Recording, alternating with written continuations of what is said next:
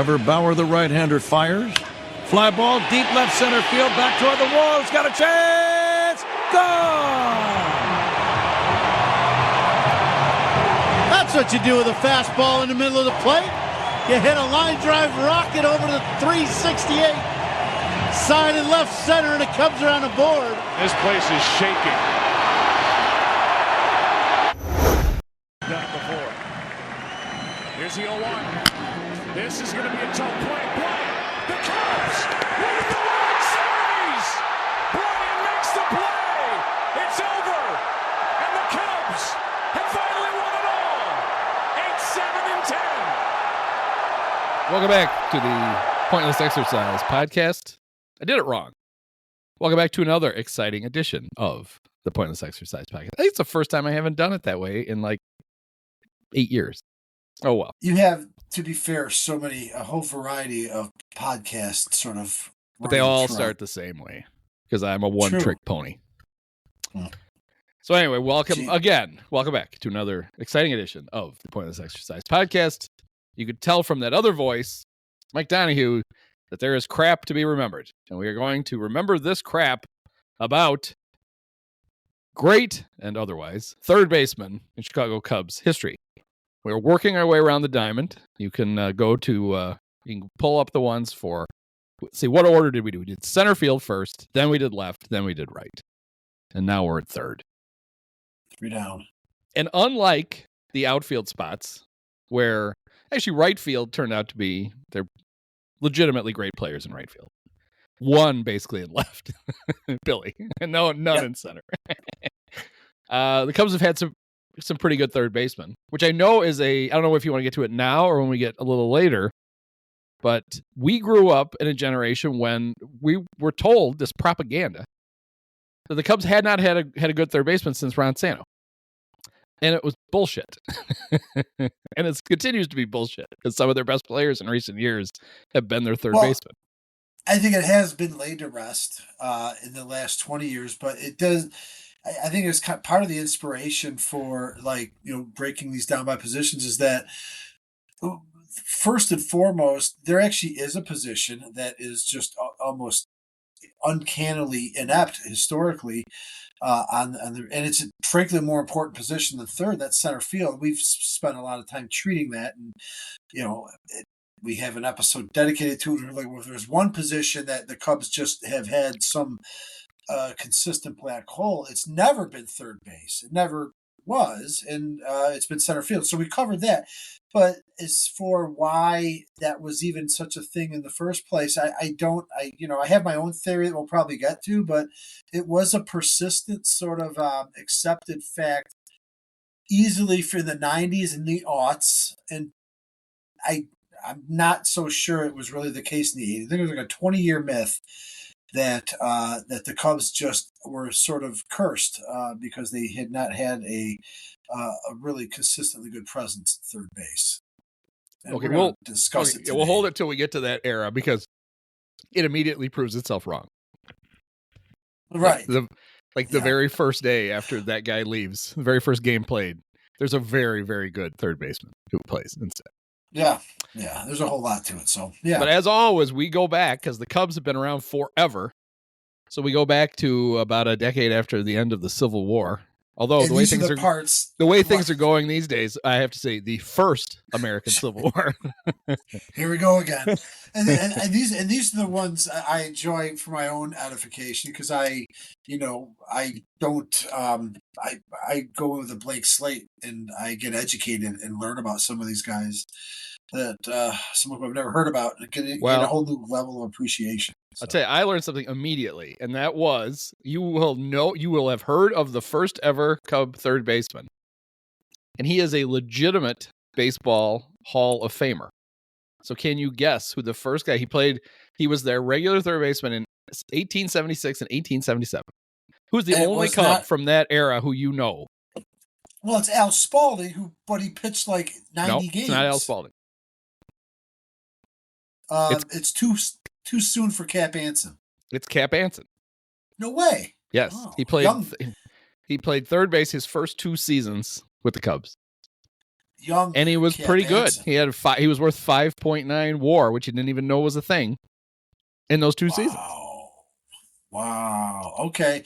I do know that historically, Spalding only played for like 1+ season and then immediately started, venturing out into the front office. And Anson was sort of like the successor. Not really like an owner, but it was his team for a while. I had no idea, though, that Anson himself, the virulent old racist from Marshalltown, Iowa, that he is, stretches all the way back to 1876. I always thought he actually he broke into the what was this? The National Association in 1871, playing for the precursor. Oh, I just hit the wrong button. To the Playing for who knew? Providence? No, Who? Even better. He played for the Rockford Forest City Statistics in beautiful Rockford. They played at the, I don't know where this is, but I'll go look for it. They played at the Union Baseball Grounds and Agricultural Society Fairgrounds, and they were really good. They were 4-21, and they apparently, I don't believe they ever had a second season. Then he went to the Philadelphia A's for 4 years. Okay. And then came to the Cubs. He was playing third and first for the A's and a little shortstop, it looks like. Okay. And then 1876, he came and he played exclusively those first 2 years. Oh, he caught a little. And he played third base. How about that? And in 1877, playing third base for the Cubs, he led the National League in doubles. So what do you know, Ken? Yeah.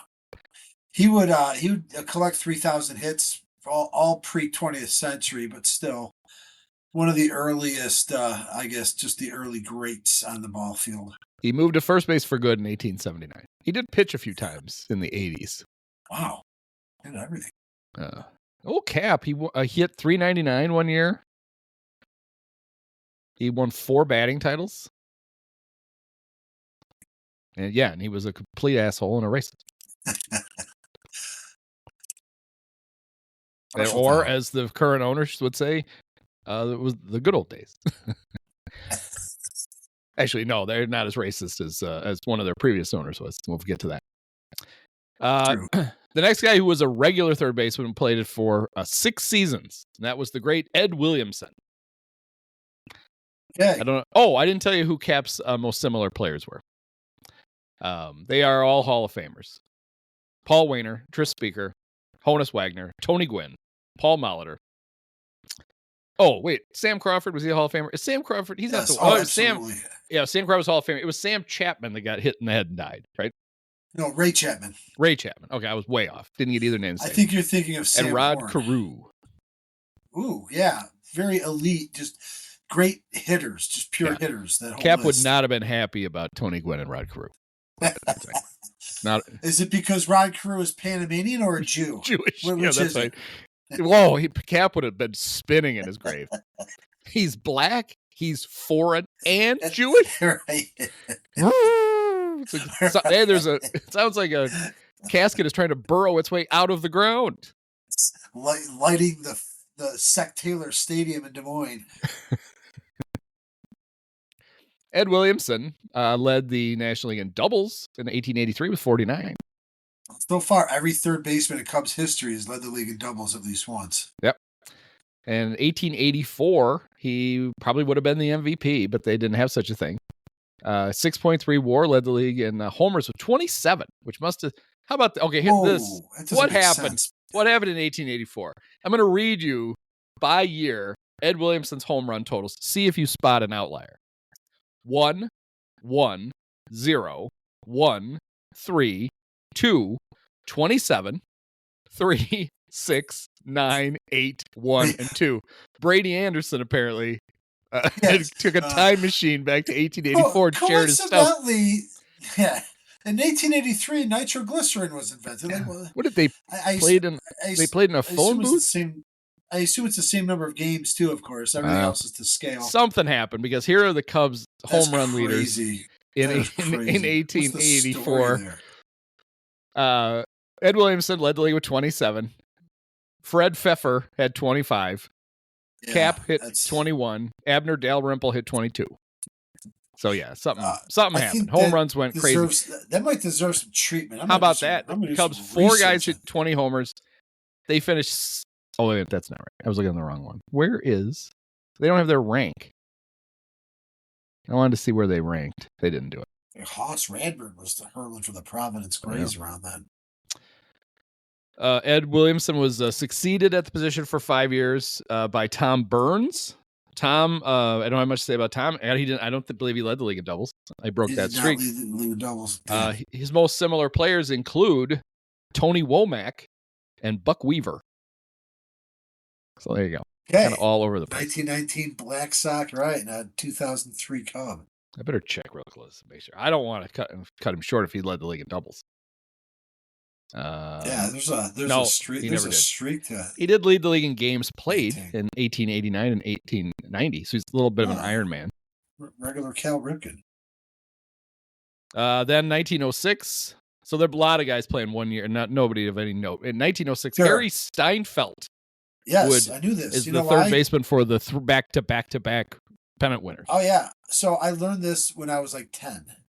And so I have to interject with my Harry Steinfeld story. I've been aware of him as the third baseman because I was educated on this fact by Terry Cashman, who you might recall as the singer of the Talking Baseball. I'm talking baseball. Right. So he did that. There's a national, the general one. It's like Willie, Mickey, and the Duke, right? Yeah. Well, around the same time, and this was like the first year that Dallas Greeno and the Cubs in '82.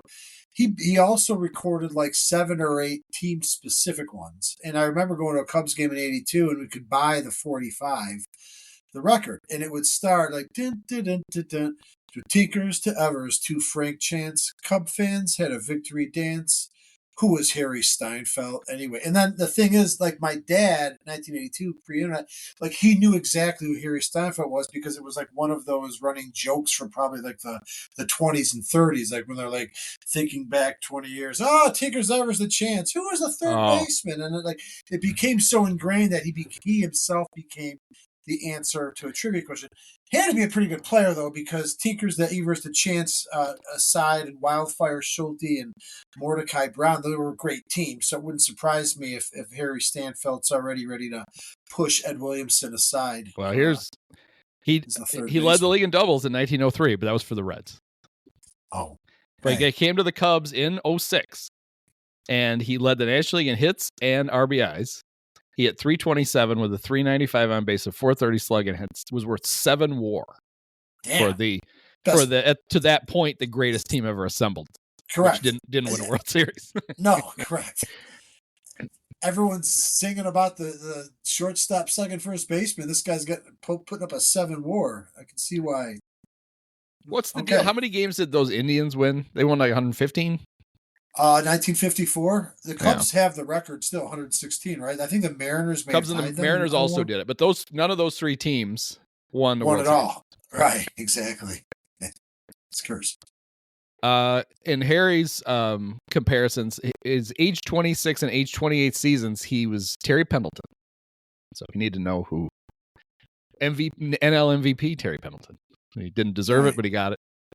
He didn't in '91 for the Braves. No, did he? Did he need a fat? How's a fat third baseman winning? Well, I wonder how many fat third basemen we'll come across tonight. Now that you mention it. Yeah. Well, this guy, the next guy, one of my favorites. 1911, 1914, and then again in 1916, the Cubs' third baseman was Heine Zimmerman. I love Heine Zimmerman. Yes. Heine's one of his comps, number 10, is 10th most. If you need to know what Heine Zimmerman was like, Kevin Seitzer. That's who Heine Zimmerman was. Player. We've talked. Heine's come up before, I know. And, well, because his name's Heine. Of course, it's going to come up. Right. Exactly. Let's leave it at that. Heine, pretty good player. 1912 for the Cubs. Led the league in hits, doubles.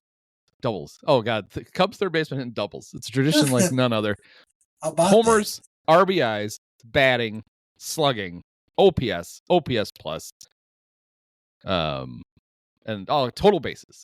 He did it all. 6th in the MVP. For a few years, though, right? Who won the MVP that year? Let's see. Ahead of Heine. What year? What year are we on? 1912. The winner in the National League was Larry Doyle. Larry hit 330, Giants. 10 homers, 91. He did not have as good a numbers as Heine. Honus Wagner finished second. Jack Myers of the Giants hit 358. Joe Tinker still rattling around. Bob Bescher, Bill Sweeney, and Heine.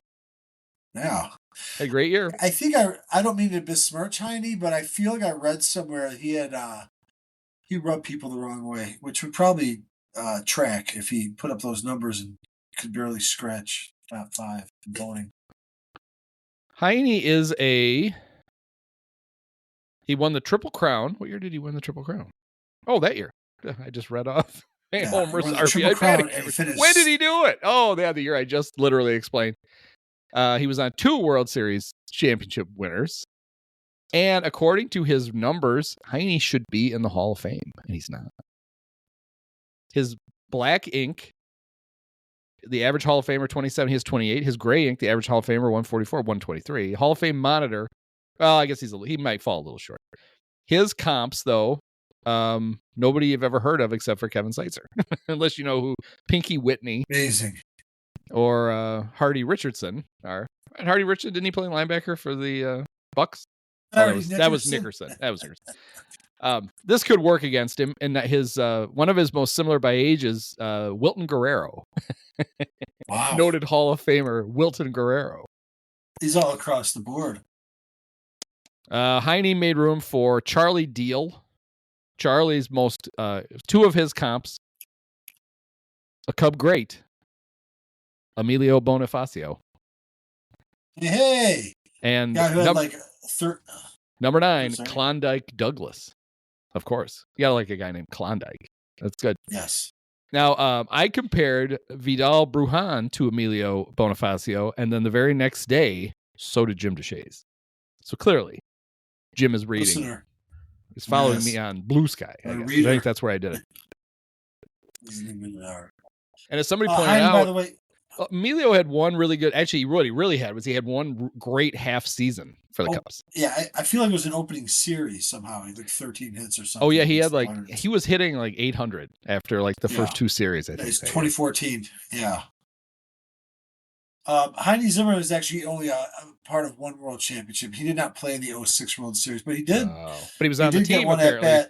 Yeah, he did get one at bat in the 07 World Series, and they didn't win the World Series in 06. He did not play in the 08 Series, interestingly. He did play on the losing Cubs Series in 10 and the losing Giants Series in 17 when they lost to the White Sox. But I feel like there's a story there that he was not a very popular guy. So, and I don't know that he's, in spite of his Triple Crown season, that I'm putting him ahead of Harry Steinfeld. So after Charlie Deal, we go a bunch of randos until you get to 1930, and then this guy played third base in 1930, and then in 32 and 33, his name was Elwood George English, better known as Woody. And Woody was a pretty good player. Yeah, he was. Read about him. In 1930, he hit 335 for the Cubs. He led the he led plate appearances. It's not. He's leading off on a good team, so he led the league in plate appearances. Those were the Bill Veeck senior teams that had a nice run, but could never win a World Series. So yeah, English, I think, was a veteran. He played. Some seasons he played more shortstop than third. Yeah, he gave way to Stan Hack, I believe. Right, Stan Hack's right on his heels. Yes. Woody's comps, number 1, Johnny Pesky. So I don't know if Johnny really liked to show people his pole. I don't know if Woody did or not, but Woody, I would guess he did. Number 2, former World Series MVP David Eckstein. And number 8, Marco Scutaro, which I remember Chip Carey insisting for an entire series that his name was Scutaro. It's like, Chip, that's not how he says his name. Go learn how the guy says his name, please. 1934 to 1946. It was all about one man, Stan Hack. He was a 4-time All-Star. He's career slash line 301, 394, 397. So not a lot of slugging, but he was a very good hitter. 791 OPS. In those, 13 years, he had 57 homers, 642 RBI. He led the National League in hits back-to-back years, 1940 and 1941. He also had a little Juan Pierre in him. He led the National League in outs in 1939, and he finished in the top 10 4 times. As great a player as Stan was, his comps are number 1, Harvey Keene, number 8, Placido Polanco, and number 9, Billy Herman, one of the greatest Cubs to ever wear number 4. As we learned last week when Pete changed his number, and I realized nobody good has worn 4 for a century. So Stan Hack had a 55.5 WAR. In a 119 OPS plus over the course of his career, not a Hall of Famer. He was, if I remember correctly, Mike Royko's favorite Cub as a kid growing up. When Royko died, the Sun-Times had republished an article that I'd never read before. It had never been in any of his book collections.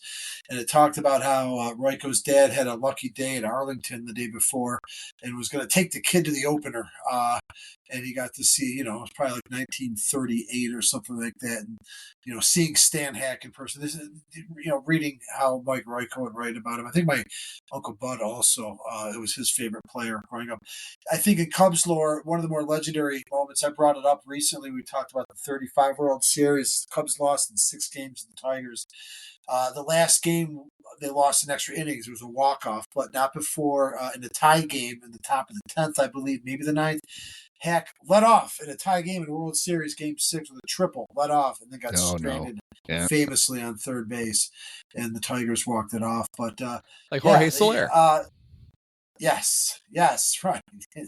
But the series didn't end for Soler so much. But no, it didn't. Hack, I think at this point kind of shoots ahead, whether or not you quibble over whether Heine Zimmerman or Harry Steinfeld or heck, even Ed Williamson were the greatest third baseman. I think Stan's the leader in the clubhouse now. Yes, he's the first legitimately Superstar. Great third baseman. Yes. Yeah, for a long time, too. Here's an interesting... So Stan played 16 years in the big leagues, only for the Cubs. He wore 7 different numbers. He started for 1932, the year they first handed out numbers. He was number 31.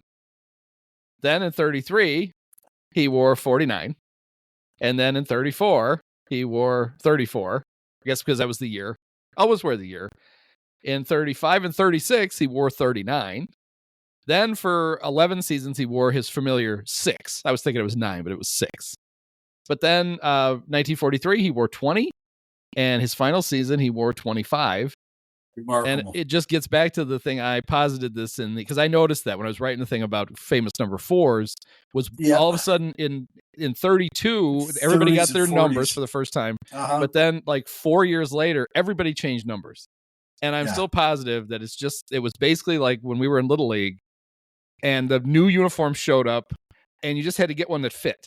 And it didn't mean that you couldn't keep the same number from the year before because my first few years I wore 5, but then as we got to a league where the little number, the small jerseys had the little numbers, so I was an average or slightly above average kid. Big guys can't wear I had to switch to 12 because 5 was a small. I have a feeling the Cubs were doing things the same way. I like that theory. I think for the most part there's some truth to it, but of course it doesn't quite answer Stan's like 7 times. It's almost like change every year. Stan was literally like, "Who gives a shit? Just give me a shirt." Stan, what did you do with your uniform from last year? Did you leave it at home again? Like, okay, I guess you need another uniform. Well, and they also clearly didn't follow the Yankee thing of you wear your batting your number. Not. Unless in his first full season he was batting 34th. I don't think that works. And I doubt he batted 6th for the majority of his career. I would think he hit 3rd probably, or second or third. Maybe lead off sometimes. He'd be a number 1. He may have led off because he led the league in plate appearances. 3 times in 4 years. 7 numbers. Now Stan led the National League in stolen bases twice, but more impressively, for 5 years in a row, he led the National League in being caught stealing. And from 1936 through 1940, he had 1 year where he didn't. So in 4 of those 5 years, Stan had more caught stealings than successful stolen bases. That clearly Rick Monday modeled his game after Stan Hack. It's like, hey, in 1940, Stan's like, hey, I stole 21 bags. Yeah, you got caught 22 times. Knock it off, Stan. The 50%. Incredible. So after Stan left, they had a few years where they were throwing all kinds of people at it. But then from 1951 to 1955, they had American Idol judge Randy Jackson. Is that right? Is that different? Would it be Ransom Jackson? Is that is that a nickname? Is that the same guy? I don't know. I think it's just Randy. Okay. Well, let's see. Oh, you're right. Actually, yes, Ransom's his real name. And he went by, you should go by Ransom. It's a cooler name than Randy. It is. Of course, if you look at him, he looks like a little bit of a stiff. Okay. So Ransom, Randy Jackson, was a 2-time All-Star for the Cubs. Okay. Did not lead the league in doubles, though, ever. I don't know what the hell's wrong with Randy. Okay. His comps, number 7, keep the music thing going, former Doors lead singer and White Sox Jim Morrison. And Pirate. I have to stop real quick. I'm actually stunned that Stan Hack never led the league in doubles. Like he had 2,000 hits, a little bit of pop, but not a home run hitter, a little speedy, and all these third basemen that led the league in doubles, he never did. Yeah. He had a lot of doubles. Sorry to circle back. Yeah, from 36, 27, 27, 34, 28, 38, 33, 36. Somebody was just out. Somebody was out doubling him is all. Yeah, maybe like Frankie Fritsch or something. But yeah, even Ransom Jackson, a 2-time All-Star, you said, huh? In the early 50s? Those are some. And for the Cubs, 54 and 55. Cubs teams. Yeah, so. What did they do? He left after his second one. What happened here? He got traded with Don Elston to the Dodgers for Don Hoke, Russ Meyer, and Moose Morin. Okay, you got it, Moose. And then the Cubs got him back in 59 from the Indians for Bob Smith. And then they cut him. Hey, Randy, welcome back. And you're cut. What? I just got back here. His other comps, George Altman, number 9, and Fernando Tatis Sr., not Junior. Who the first player in human history to hit 2 grand slams in 1 inning in a major league game. And he hit him off the same pitcher. You know, Chan Ho Park gave them both up. And Chan Ho was on I remember because Chan Ho was on my fantasy team. That was a rough night for both of us.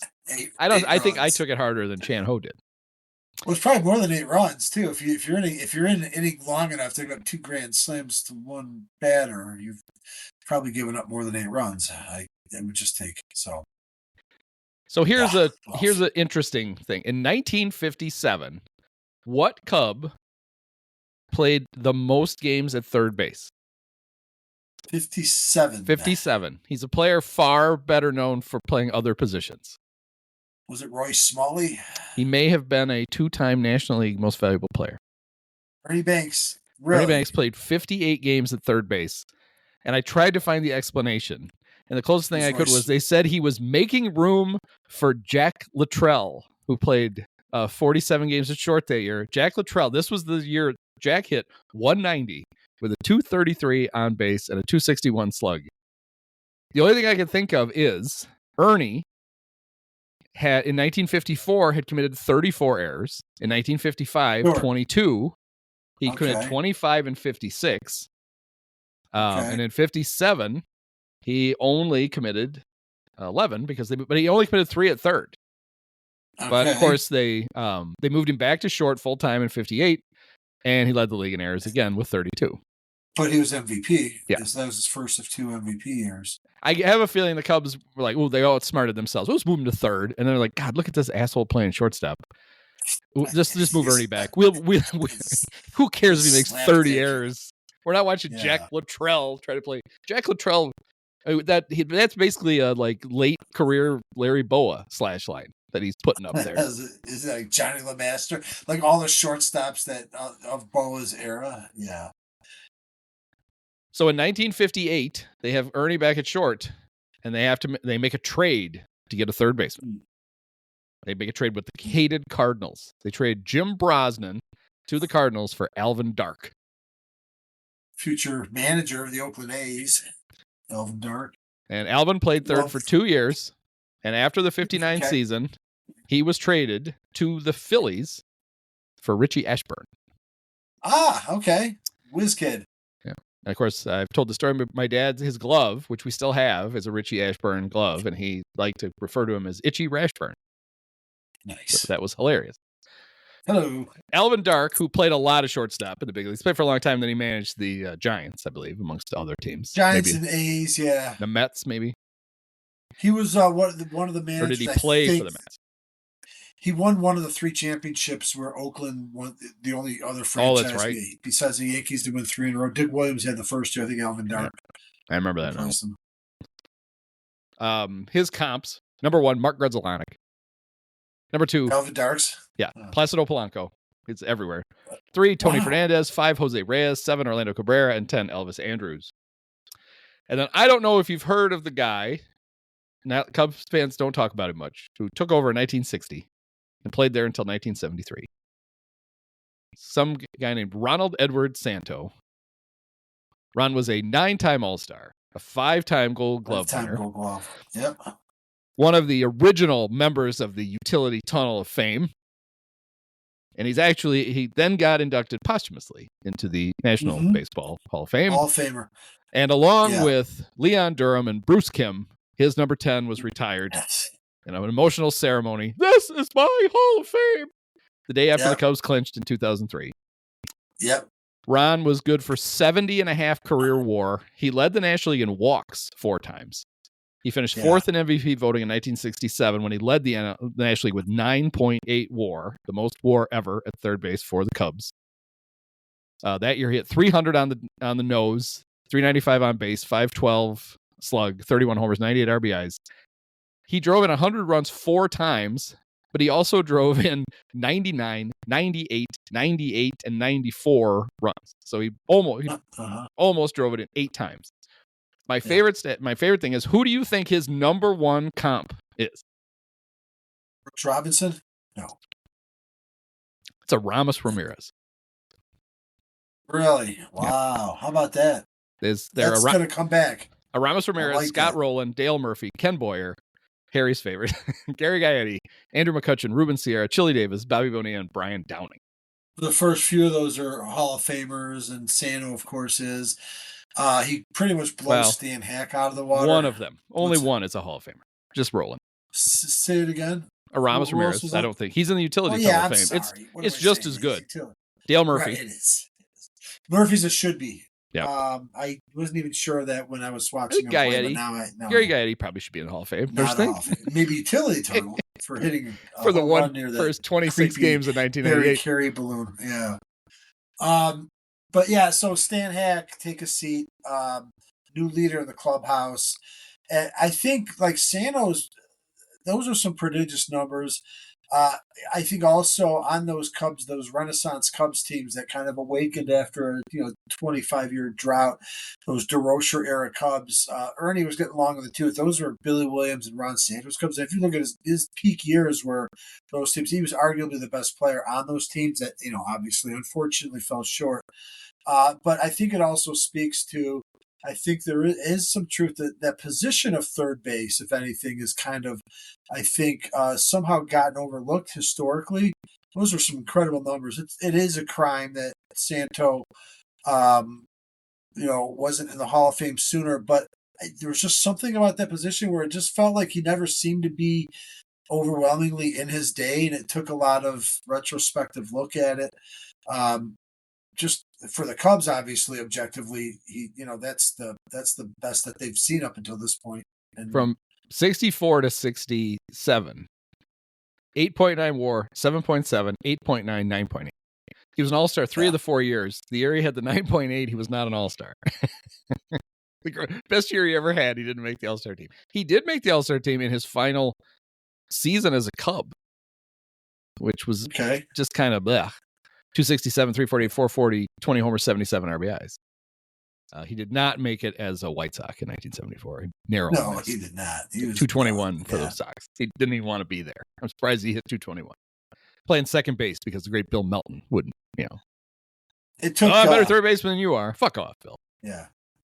I mean, he was there, 13 years? He wasn't there as long as Hack, but he completely blows his numbers out. 14 seasons as a Cub. That's about the same, right? Yeah. Definitely number one. Hack 16 years. But Hack was the regular third baseman for 13 seasons. One less than Ron. Yeah. So, okay.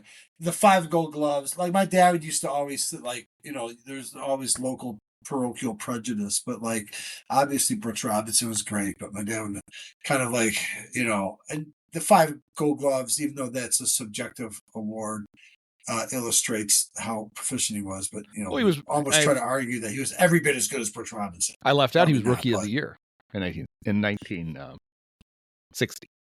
He was? Or no, he was I'm just sorry. A rookie in 60? I'm sorry. That's wrong. He was 4th. I read it wrong. Yeah. I needed to move the thing over. Because Billy was Rookie of the Year, not Billy was in 61 and Ken Hubbs is in 62, and they also brought up Lou Brock. That was a brief period in Cub history, a rare incompetence during the long stretch of P.K. Wrigley ineptitude that for a brief period they developed some young players. The guys, the players who finished ahead of him in Rookie of the Year voting: Frank Howard for the Dodgers. Frank hit 23 homers. It was not a great year for anybody. Pancho Herrera from the Phillies. Never heard of him. Pancho hit 281. Art Mahaffey of the Phillies. Well, the Phillies had a big year. They probably lost 118 games. Rookies. Yeah. Ron Santo, he should not have won because he hit 251 with 9 homers and 44 RBIs. Yeah. I think Frank Howard. Let's see, Pancho Herrera. It's I don't know why. I don't know why you didn't hear of Pancho. Pancho played 3 years in the big leagues. In that year, when he finished second Rookie of the Year, he led the National League in strikeouts. He wasn't good. What were those? I got to see. What the 60 Phillies were notoriously horrible, right? Well, the 64 Phillies almost won the pennant before they pissed it down their leg. But they may have been. Dallas Green might have been on that team. I'm also. Why is it doing this to me? I just want to see what the 60 Phillies. 59 and 95. I knew they were bad when they were bad. They had a lot of rookies, and none of them were all that good. Ruben Amaro Sr. played for him. So he got that going for him, which is nice. Johnny Callison. He'd be a Cub. Came up in a recent episode. The last outfielders. Yes. Yeah, he was the right fielder, apparently. Okay, so this is probably a good time to talk about it. So yeah, when we were kids, all we heard about was after Ron Santo played third base, Cubs haven't had a good third base, but since this is horrible. This is just this gaping hole. Well, So tell us your theory as to why you think people thought that. Well, I think first of all, I can't recall specifically if this was a thing in the 80s. I don't think it was. The thing about Ron Santo is we just went over what a fantastic career he has with the Cubs. So he left bitterly. He did not like being traded to the White Sox, and we always knew he was an emotional guy, and he probably said some regretful things. He was out of the picture for almost 15 years. When the 84 Cubs rallied back, we knew all about Ernie Banks. We all knew about Billy Williams. Santo was nowhere to be found. He had nothing to do with it. He was not that he burned a bridge, but he wasn't even on the scene. I kind of heard the name, but as part of the reason he fell into obscurity. It's why he fell off the Hall of Fame ballot, I think. He just didn't get a lot of support early on. There's a lot of reasons for that, too. His personality could rub people the wrong way. And he came back to the booth in 1990. They kind of pulled him back out. They get over his butthurtedness, and I think they kind of appealed to his, hey, if you can raise your visibility, that's like what Joe Morgan did. It's what Ralph Kiner did. It's like, you have an opportunity as a broadcaster to remind people. And if anybody needed to do that, it was Santo, because we just went over his numbers. Statistically, even if people didn't think of him as that at the time, but that whatever, those are Hall of Fame numbers. So he's kind of has to come out there. And of course, you put a guy like Santo in that position, and he tends to sometimes just say a lot of things and, I don't know, maybe bring weird attention to things. And my theory is that the whole idea of at some point we had sort of all got, and Harry would talk about it too. Harry was a big proponent of this. And the Cubs have not had a third baseman since Ron Santo left. Santo left in '74. And we just accepted that. And it probably took a level of cognitive dissonance for those of us that knew when we would see Bill Madlock winning a World Series for the Pirates in 1979 and himself winning 2 batting titles that, if we had older brothers, that remind us, but he was almost shoveled into obscurity, that Bill Madlock immediately replaced Ron Santo. Yep. And to this day, he's the only ball player in our lifetime that has won more than 1 batting title with the Cubs. He was only there 3 years, though. They shipped him off. So, number one, this narrative that Harry would push, and I think Santo didn't really do a whole lot to really block it. I think it's sort of whitewashed Bill Madlock out of the history in some ways. Yeah, Madlock was only there 3 years, but he won 2 fucking batting titles. And that's the guy that they got rid of Santo for in the first place. So that whole argument is faulty because you're already erasing the first 3 years of that. But then even when you kind of strip it down from that, even if you start with Bill Madlock leaving in '76, you're only 7 years from a young Ryan Sandberg patrolling it. You get a couple of decent years out of a washed up Ron Say, a random anomalous all-star year out of Vance Law. And when you think about it from because under that narrative, Aramis Ramirez is really the next really good third baseman. And you're talking from Bill Madlock to Aramis Ramirez, less than 20 years. So, again, if you want to find a position where it's just been laughably inept, you look at center field that stretches long before Santo, frankly. Rick Monday makes our top 5 there just because he's the only guy in the last 50 years that started center field for 125 games 4 years in a row. Very low bar.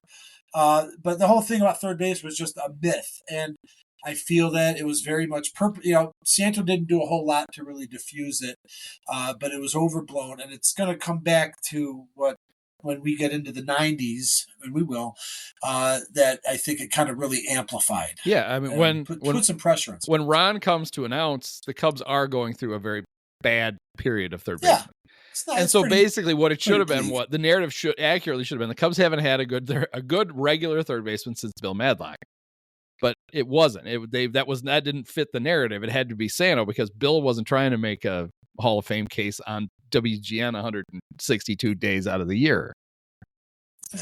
Yeah, so when the Cubs cut bait with Santo, trading for Steve Stone, amongst others. Right. Irony. They make a parallel trade, and they trade Fergie Jenkins to the Rangers for Bill Madlock, one for one. And in 3 seasons with the Cubs, Bill Madlock hit .336 with a .397 on base and a .475 slug, and won the batting title in 1975 and 1976. His reward for that was he was traded in February of 1977 with Rob Sparing for Andrew Mulestock, Bobby Mercer, and Steve Ontiveros. Our next third baseman, but yeah, I mean, he was. Those 3 years, he's already on a trajectory to possibly overtake Santo. Wow. Yeah. Imagine that. 2 out of 3, 2 batting titles. Yeah. How are Cub fans not more outraged? Because Bobby Mercer was coming to town?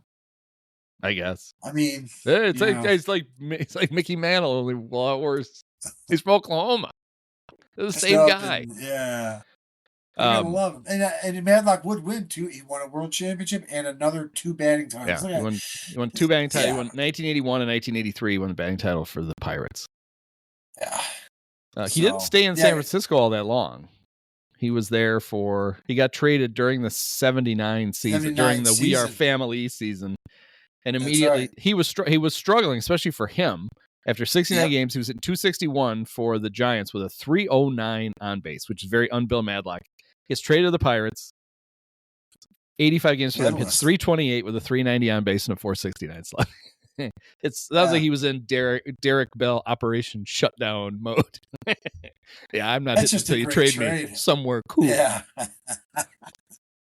Pittsburgh. Because it's not like he had that much trouble adjusting to Candlestick. He had 3.0. Well, for him, his average went down, but he had 3.02 and 3.09 his first 2 years with the Giants. Yeah. He was still a 3 Yeah, Giants were pretty dreadful then too. Pretty bleak. Late 70s. Well, yeah, they had just gotten rid of the great Steve Ontiveros. Of course, and the whole the whole cottage industry that would be the early days of male pattern baldness addressing that. Paul Finnemore's Hairline Creations. I mean, when I think of Steve Ontiveros, I always think about not even like the TV guide. It was like whatever the Tribune, Daily Herald, or Sun Times would have in their Sunday papers. Whatever that TV guide was. Like not the official TV guide, but like the paper version. And there was always in black and white, the advertising. There'd always be a picture of Steve Ontiveros, and it was for Hairline Creations, somewhere like on page 18 of the black and white local TV guide. They couldn't blow those up and put them up by O'Hare. And then he's Ontiveros. My cousin. I told the story once before. My cousin went to Montreal like in 1980 with his wife to see the Cubs play, or 1979. And on the artificial turf, they're looking down from the upper deck, and they just see a huge brown spot from all the tobacco spit on the green turf that Steve Ontiveros had been just playing third base. And then he's the first player that I ever remember as a kid that got traded to Japan, which basically happened in the middle of, I think, the 1980 season. So that's my Steve Ontiveros recollection. He's the first Cub third baseman of my recollection. Did you know Bill Madlock was from Decatur? I think I'd heard that before. Yeah, from downstate. His comps: number 1, Carney Lansford; number 5, Melky Cabrera. Weird. 8, Terry Pendleton; 9, Joe Mauer; and 10, Claudel Washington. Claudel.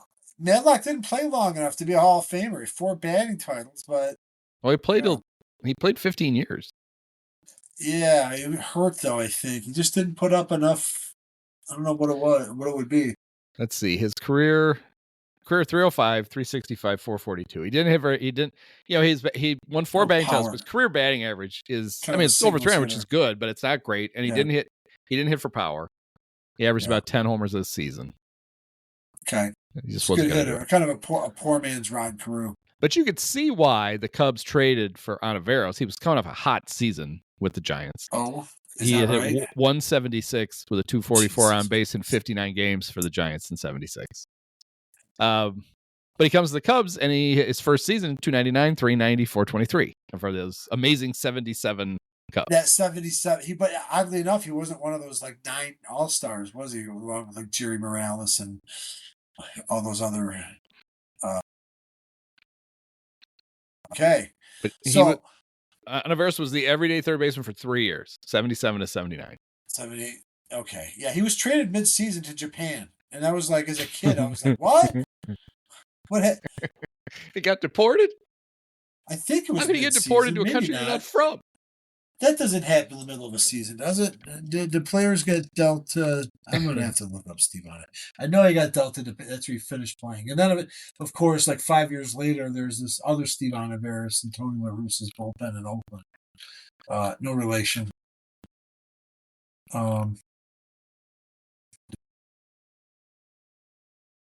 Doesn't have any. Yeah, all it says is released. Released by the Cubs. All right. Yeah, so he was released so he could go play. Yeah, because it was released in June. It was released in June of 1980. So. Yeah, so then in 1980, he went to play for the Cebu Lions. Oh, how can you find that? I didn't know you can jump. You can click on minor and Japanese league stats on his baseball reference page. You can see it. Oh, yeah. So there. So yeah, not traded, but he was with the Cubs in the middle of the season one day, and then the next day he's on a plane to Japan. He played 6 seasons for Cebu. He hit 312 with a 403 on base and a 474 slug, 82 homers, 686 games. I don't know if there were any other. When I mentioned that we were doing this, Forklift had pointed out that he, in one game, took 3 ground balls off the face, and that the organist Vince Fothergill at the time, then from that point forward would play "Gonna Fly Now" whenever he came up to bat. So. When he went to Cebu, the other American, remember this was back when you could have 2 Americans Have you ever seen like the Tom Selleck 2 or 3, classic I thought. Mr. Yeah, Baseball, yeah. which is actually which is actually a very enjoyable movie? Was Jim Tyrone, an outfielder who had played for the A's. Oh, So he was paired with Steve. I don't know if there was any American pitchers. No. Boy, he was there a long time, those 6 seasons. 81, who was the other American? Nobody cares, but I do. well, does there have Terry Whitfield? No idea who Terry Whitfield I was. know that name. He had played outfield name for the vaguely Giants. familiar with. But probably an old teammate of Steve's. He got him the hookup. Hey, you want to play for Cebu? You're gonna love the sushi. 82. Right, they played in San Francisco together. Who was the American in Terry Whitfield again the next year? I bet you they were. Well, yeah, Steve and Terry were living together. It isn't that they Terry have Whitfield? to have to, but they could have no more than 2, right? They don't have to have any, but right. And then Jerry White. Steve Let's see, Jerry, probably another outfielder. They seem to like outfielder from the Expos. Yeah. Jerome Cardell, Jerry White. All right, that's probably enough of the Japanese. That was good. So my memory's validated. Steve Onivera shipped off to Japan in the middle of the season. Onivera's comps number 1, former Cubs star Matt Duffy. Remember him? If a stiff breeze would blow, poor Matt would roll into the outfield. Number 8, COVID team. Former Cub great and current marquee dullard Ryan Sweeney. And number 10, former Padre and Brewer Randy Reddy, who once gave me a trade rumor that ended up not to happen. It was when they were going to trade Jeff Samardzija and Ryan Theriot to the Padres for Jake Peavy.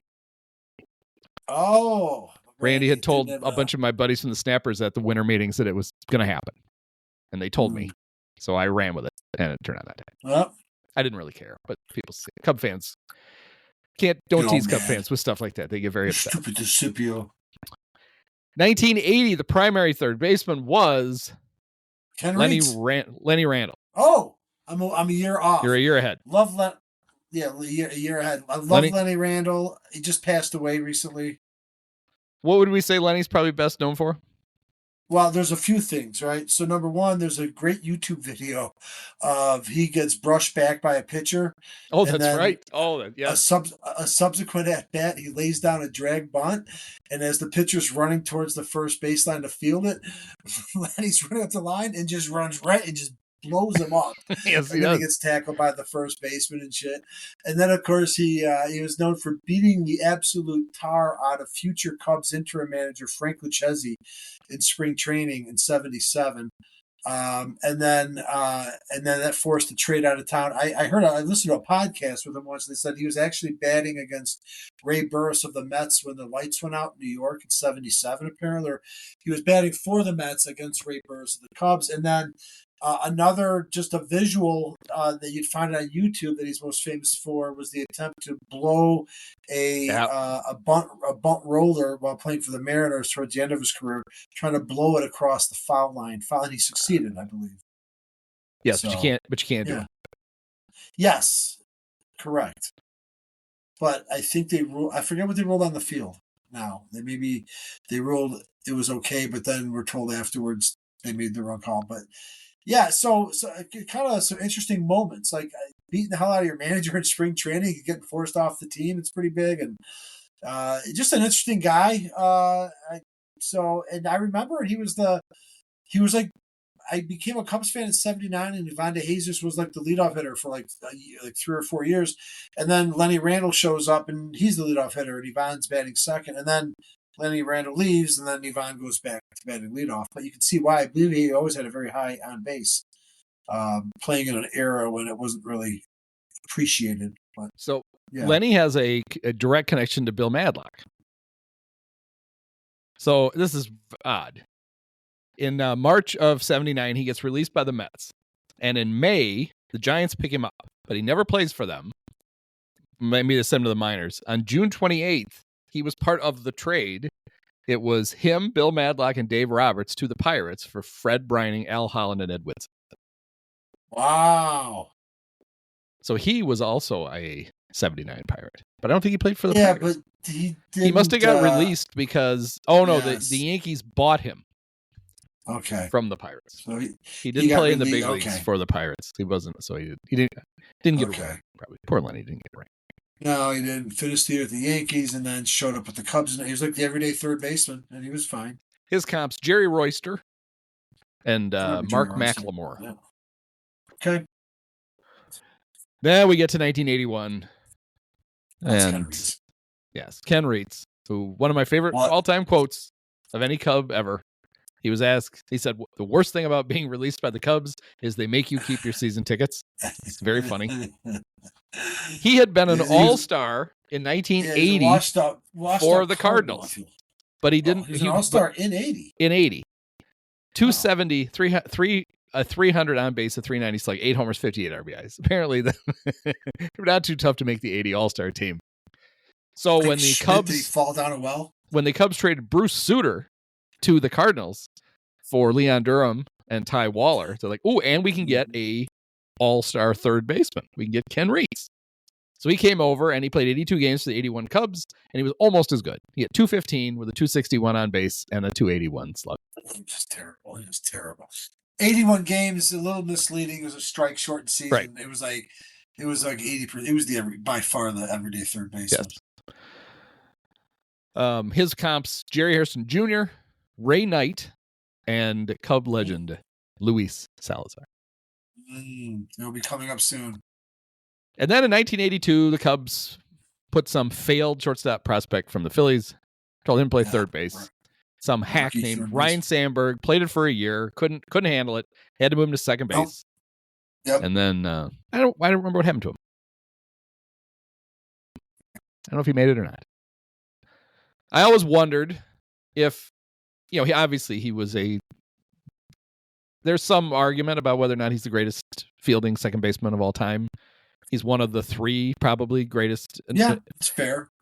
Arguably the greatest. Roberto Alomar Yeah. might be better. Charlie Gehringer.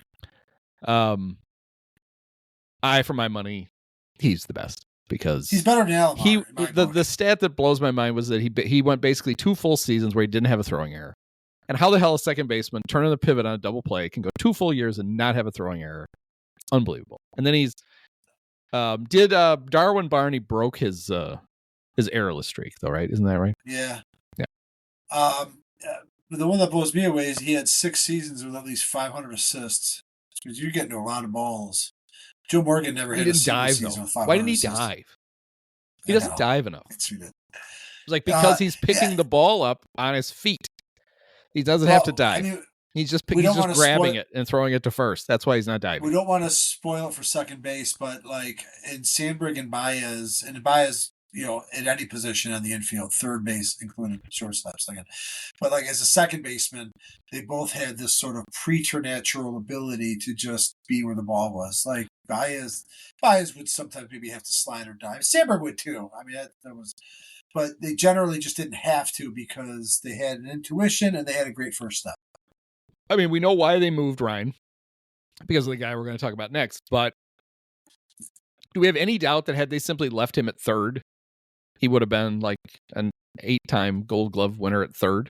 I don't know. Like, would he become a slugging hitter too? That's what made him unique as a second baseman. That was Jim Fry. Remember Jim Fry walked up to him in batting practice, hit the ball in the air, and then immediately hit 20 homers. Right. Is that how that worked, Ryan? That doesn't seem right. That was the credit. He's told that story 4,000 times. Well, but it's like, hey, Ryan, given the destruction that Jim Fry wrought on your organization, don't give him fucking credit for anything. Right, that's true. He fucked it up as a manager, and then he completely destroyed it as a general manager. So no. Yeah. He did have in that rookie years of playing the hot corner, 8 homers, and then he had like another 10 homers his first year at second. Then he blows up. Yeah, I'm sure they moved him to part of moving him to second was they thought when you got to have a thumper at third base, and they went and got one. And they waddled over from the Dodgers. Penguin. In a trade, I guess I always thought that they signed him as it was Dan Cataline and Vance Lovelace were traded to the Dodgers for Ron Santo. Got it. What was the Dodgers' hurry?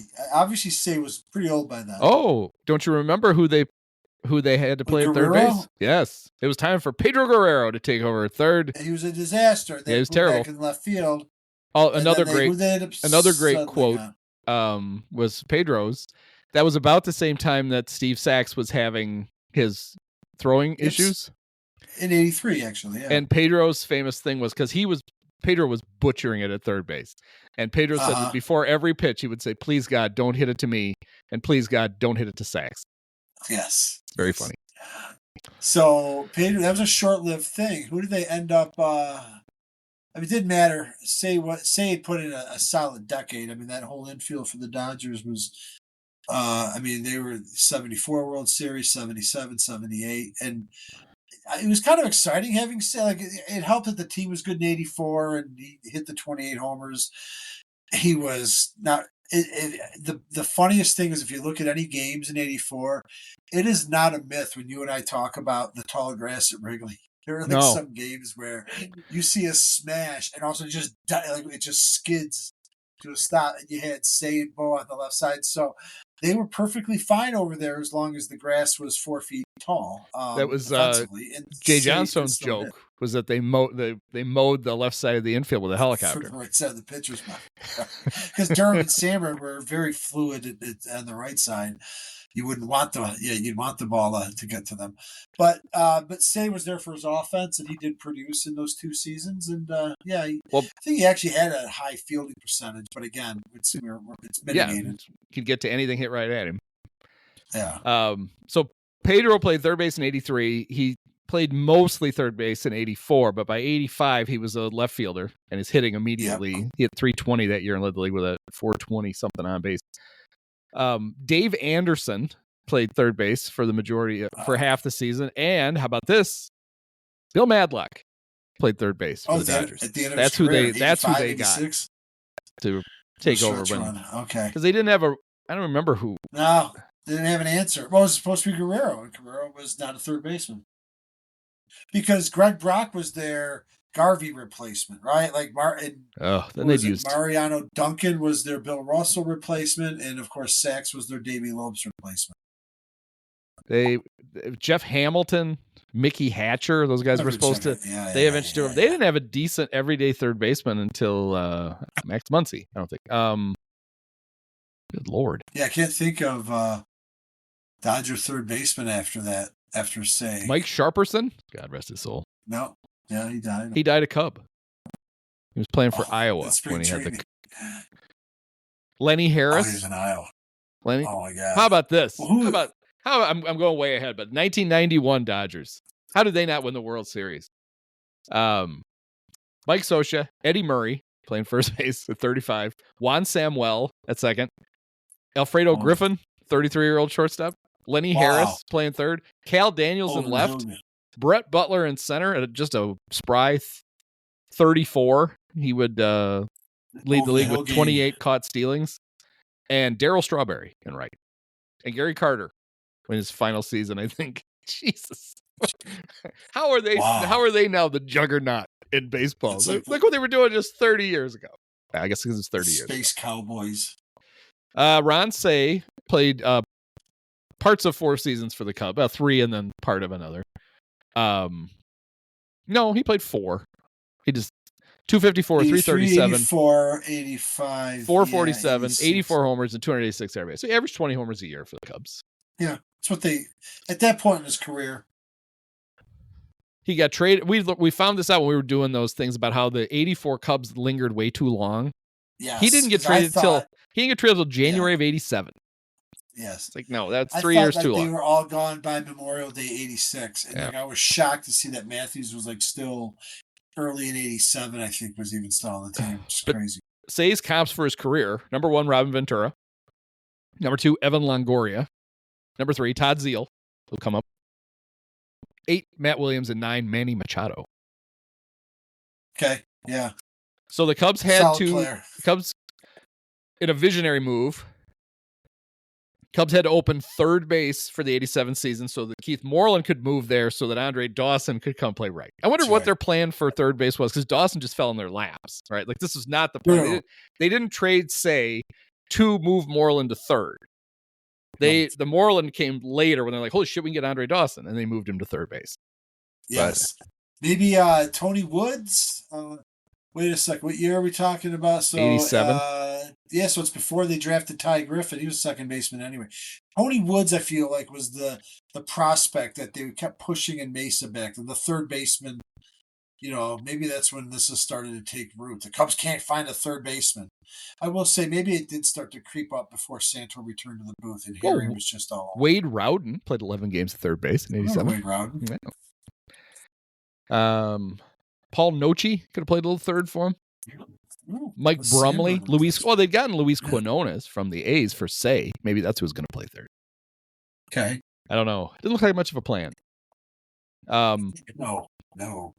So Keith Moreland played just one glorious year at third for the Cubs, where he hit a career-high 27 homers, and he led the National League with 28 errors. So he almost out-homered his errors, but he couldn't. So then the guy got to fill third base. He head across town. Or was he in an expo then? I don't even remember where he was. Yeah, he may have. He'd left. He had to stop. He had left the Sox. But, yeah. And it worked great for half a season. 1988 All-Star Vance Law, whose numbers for that year are good. 293, 358, 412, 11 homers, 78 RBIs. Yep. And an All-Star appearance. Don't look at the 89 numbers at all. Or the second half of 80, I think, which we did before. Vance, I think very nice man. Yes, Mormon. His father was on the 59 Pirates, Vernon Law. Baseball. I believe Vance still the baseball coach at BYU. Okay, there you go. A surprise All-Star in 88, and kind of like a Steve Oliveris in 77, had just like a nice first season. And then they just roll him back out in 89, and they realized somewhere around the halfway point that he wasn't going to do it, so it's time to make a move. What do you got? I was only off slightly.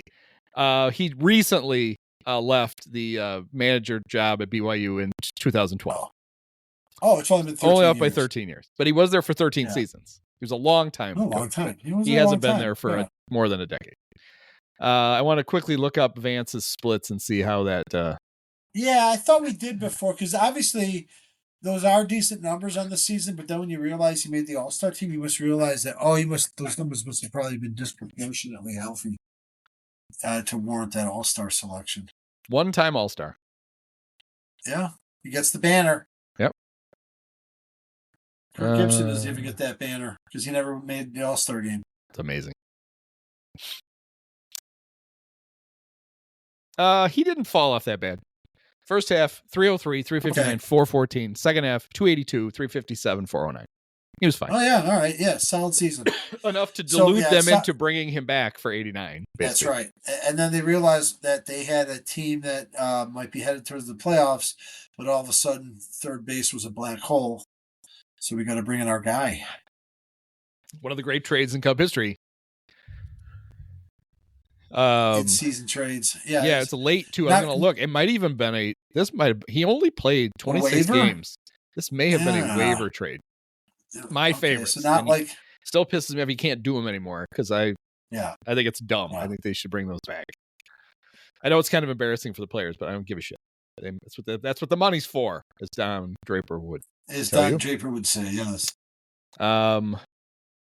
Yes. August 30th. They snuck it in just in time so they could be on the playoff roster. Oh, wow. And when you see the talent involved, it's amazing these guys made it through waivers. Marvell Wynn? Luis Elzar, Marvell Wynn for Darren Jackson, Calvin Schiraldi, and Phil Stevenson. A failed number one draft pick out of, I believe, LSU, I think. Who still lives in infamy with the fake pickoff throw. Yep. In the College World Series, I think. Luis Salazar Jackson. in those 26 games in 1989, 325, 357, 425, 1 homer, 12 RBIs. No 2 RBIs more important than the ones against the Cardinals. The one to tie That's and right. one to win the game. Yep, 100%. And then he would remain the everyday third baseman in 1990. And 91, no? Well, he wasn't supposed to Did he be. come back? He left and came back or something somehow? He changed numbers, I noticed. So he must. I wonder if he left and came back. Did he To honor Ron Santo, when he came back, he wore 10. He was 11. Okay. Good Luis was 11. Bad Luis was 10. Because in 1991, the hotshot rookie was going to take that job and run with it. Here we are. Here we are. The second round draft pick out of Villanova. Best Cub out of Villanova since Matt Caesar. Gary Scott. And I wrote this up in the newsletter because Matt Shaw, when he becomes the opening day third baseman this year, will be the youngest Cubs opening day third baseman since Gary Scott. I really appreciated the treatment you gave to it, both in writing and when you discussed it, because we were there and we're going to talk about it right now. But it is remarkable to me how not ready he really was. We all bought it. Like, I think, we've talked about it before that, the first 7 or 8 years of Tribune ownership they were liberal spenders. Even after Dallas Green left, there were different reasons why he left. And, they win this team in 89. The future looks bright, and they have a setback in 90. And they say, well, Jim Fry, you can go out and, spend. And that's when he got, Danny Jackson and George Bell and Dave Smith. And that was a good team. And so, like, you still had Sandberg was in his prime. Dunston had not really started to get hurt and stuff. You still had Dawson that was, like, absolutely producing, Maddox and Sutcliffe. And so it was like, okay, third base was like, and it had taken root, the narrative. Yep. Ron Santo now, there's the specter of Ron Santo in the broadcast booth. He is the living embodiment now is here. And now we're really talking about maybe we found the solution at third. But it was a team with high expectations, too. Let's not forget that. It wasn't just we're in the laboratory. Yeah. The kid puts together a big screen. I remember, like, I was a freshman at Northern, like, on the Sunday night Mark Giangreco 10:30 sport. Like, he's in the studio. Here's our opening day third baseman. All this fanfare, this doe-eyed kid. And, like, he had a really good spring. And then until I read what you wrote and stuff, like, I had not realize how thin his resume was. It was ridiculous. He gets drafted in the second round in 89, and he plays the second half of the season because he signs right away. They sent him to low A. That the New York Penn League wasn't even a full season league. It was basically designed. That's where you sent your draft picks. And he was good. 280, 385, 520 with 10 homers, 42 RBIs. He's actually, as a 3-year college player, he's overqualified for that league. But he had success, and that's what you want. That was good. That was a very good sign. So the next year, he skips the Midwest League, and they send him to the Carolina League. So the Midwest League at the time was considered like the lower of the two. You sent higher, and now I believe it's flipped. I think the Midwest League is considered the better league. Okay. So they sent him to Winston-Salem, and he's now playing against kids. He's playing against guys about he's still an A. Winston-Salem's high A. He went from short season A to full season A the next year. Which is at this point logical. Yes, this is the progression. It's a little aggressive because they skipped the Midwest League, but he proves it's fine because he hits 295, 361, 447 in 102 games. 12 homers, 70 RBIs. He's doing fine. And they promoted him late in the season to Double-A. He got to go to Charlotte. And he hit there, 308, 333, 455. The thing about Gary is he didn't strike out a lot. Even in the big leagues, he didn't strike out a lot.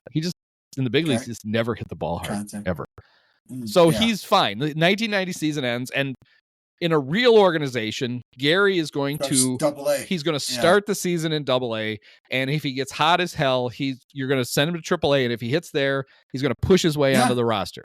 What do the Cubs do? They just give him the third base job, and he's not ready for it, and he completely flops. In fact, he goes down and he's really struggling. He comes back. Or I don't think actually in 91, I don't think he did. 91, he opens for the Cubs. And he hits 165 with a 305 on base and a 241 slug in 31 games. They send him to Iowa, and he can't hit at Iowa. He finishes the season 208, 286, 307 in AAA. Dreadful, yeah. So you think, okay, well, clearly now we got to get him a full season in Iowa, or at least get him. We're going to start him in 92 in Iowa, and maybe he can force his way onto the roster. Nope, gave him the job, made him the opening day third baseman again, and he was terrible. He was worse, but that's when he had his one career highlight. Yeah, that's the 13 pitch grand slam into the basket. Which, like, shame on whoever Kyle Abbott is. Shame on him for allowing that to even happen. And yeah, it gave us hope. I remember watching that in my apartment stadium view, like, it was early in the '92 season, and it is on YouTube. Harry is like openly rooting, like he just basically telling us the kid just needs to get a big hit, and it'll get him on track. Yeah. Well, he got the big hit. It didn't get him on track. No. So he finishes that year. I believe he goes to Iowa, comes back, isn't any good again, goes back to Iowa, or maybe just even finished the season. Never be seen from again. Well, he gets traded. It's amazing. Oh. In the offseason, he's a part of, so this is expansion. There's an expansion draft. Oh, the Marlins. And the Marlins take Greg Hibbert from the White Sox. And so Larry Himes must be the general manager now. Right? He's just taken over like days ago. Yes. And well, going into the '92 season was his first season. Okay. That's what you're saying. So Gary Scott was traded with Alex Arias to the Marlins for Greg Hibbert, so that Greg Hibbert would never have to pitch for the Marlins. And Greg became the first like Cub left-handed starting pitcher in like forever. He had a very solid year in '93. Like they hadn't had a lefty starter for like 8 years or something ridiculous. Holtzman, I think, was something like that. So 91 and 92, it was it Salazar to the rescue both times? Or 91 it was. 92 is when they got the blonde locked, the mulleted blonde locked Steve Buechele. Yes, and I have an interesting fact that maybe everybody knew, but I didn't know this. Steve Buechele was a first-round draft pick, 9th overall of the Chicago White Sox out of high school. He did not sign. He went to Stanford. And then he was a 5th-round draft pick of the Rangers. Ooh. How about this for the White Sox? The player drafted right after they drafted Steve Buechele, who wouldn't sign with them, was what year? Sorry, just tell me. It's fine. Like 1979. 1983? Okay. It was who? Tim Wallach. Ooh. So they could have just taken. Baseman too. Yeah. So there was the discussion. Which one do we want? Oh, we want Buechele. Are you sure? He says he's going to Stanford. He's not a college boy. I feel like he kind of hurt himself by then going 3 rounds later the next year. But 3 years. He was at Stanford for 3 years because he had to be. Right, and then he goes back in the draft, and then he goes 3 rounds later though than the first round. He went from the 9th to the 4th round. He never had to play for the White Sox. Right, and so probably it's a win-win from Stanford, and he had a long career. And point of fact, and his kid played quarterback in Texas. Yes, yeah. Right. I knew that. Shame. But he also would prove to be, oddly enough, the most stable third baseman between Ron Santo and Aramis Ramirez, if I'm not mistaken. 93 consecutive opening day starts. Low bar, I know. He was third baseman for 4 years for the Cubs. Yeah. And then he was not on the team in 96, that was Leo Gomez, right? So, but it was mostly they had acquired him. Era. They acquired him for Danny Jackson. Yeah, because he had been a Pirate and had played in the 91. The Pirates had gotten him from Texas at the deadline. And I remember because the 91 Cubs still had harbored hope. That was the team going into the season before Dave Smith kept pissing away games in April. But that was a team with high hopes. And I remember we were still thinking, as I think Zimmer got fired and then Jim Essing won 5 in a row, and that we were deluding ourselves into thinking the Cubs still had a shot. And I remember we need Steve Buechele in 91 because Gary Scott the first year flamed out. And I remember, damn it, Pittsburgh got him. And then he went to the playoffs in Pittsburgh. But then we ended up getting Buechele from Pittsburgh at the trade deadline in 92. And that didn't matter because the Cubs were just decidedly mediocre. His 4 seasons with the Cubs, he had 256, 330, 391. His final season with the Cubs was 1995. in which he was effectively sharing third base going into the season with former Met star, 30-30 man, I believe, who Howard Johnson? Yes, Howard Johnson, who Harry called Ho-Ho instead of Hojo, which I loved. Yeah, He would always call him a Ho-Ho. That went so well that on June 16th, right, the Cubs made a rare trade for them. In the old days, they traded with them all the time. The Cardinals. A rare trade with the Cardinals, where they sent Mike Morgan, Paul Torres, and Francisco Morales to the rebuilding Cardinals for Todd Zeile. But the plan was for Todd Zeile to play left field because the Cubs had third base locked down, Buechele and Hojo. They didn't need him. That lasted 2 games, and then Zeile became the third baseman. Todd was hitting .291 with a .378 on base and a .457 for the Cardinals. This was legitimately exciting when they got him because they needed a bat, and they got Todd. At his first game against the Dodgers. And do you remember what Todd hit for the Cubs? Shit. .227, .271, .371. He was terrible. And he ended up having like another... He played for another decade. He's involved in these ridiculously huge trades. Like he was in the Piazza trade with the Marlins, I think. He's in this huge trade with the Orioles and the Phillies. And he played forever. He left after the 95 season, signed with the Phillies. So that started the non-Cardinal Cub portion of his career. Nomadic life. Yep. His comps, Buechele's comps, these are perfect for him. I think every one of them. Mike Pagliarulo, Ed Sprague, Jeff Blum, Scott Brocious, and Aaron Boone. Every one of them you could just plug in, and they would have been 2 World Series heroes for the Yankees. Oh, 3 Blum for the White Sox. Ed Sprague for the Blue Jays. Jeff Ridden. And Pags for the Twins. I don't know. I don't remember. He was on the 91 Twins. I don't remember if he was on. I don't remember if he had a big hit. He didn't do anything famous. No, but all the other guys did. Sprague hit that off Jeff Reardon. Cubs got the short end of that stick with Buechele then. He's the only one that wasn't a World Series hero. Correct. So anyway, the Zeile thing doesn't work. Ho-Ho doesn't work, and Buechele is gone. The Cubs are now adrift. They need a third baseman, and they go get Leo Gomez. And I was fired up for Leo Gomez because I was a dumb 24-year-old thinking, yes, the Baltimore Oriole third baseman. Now, this is Leo's final season of his career. He had .238 for the Cubs with a .344 on base, which isn't bad. A .431 slug. He had 17 homers and 56 RBIs in a little over 100 games. So he was fine. The batting average was bad, and back then everybody thought that's what made you a good player was your batting average. But there was another player who played more than 50 games at third base. He was 96. Dave Magadan.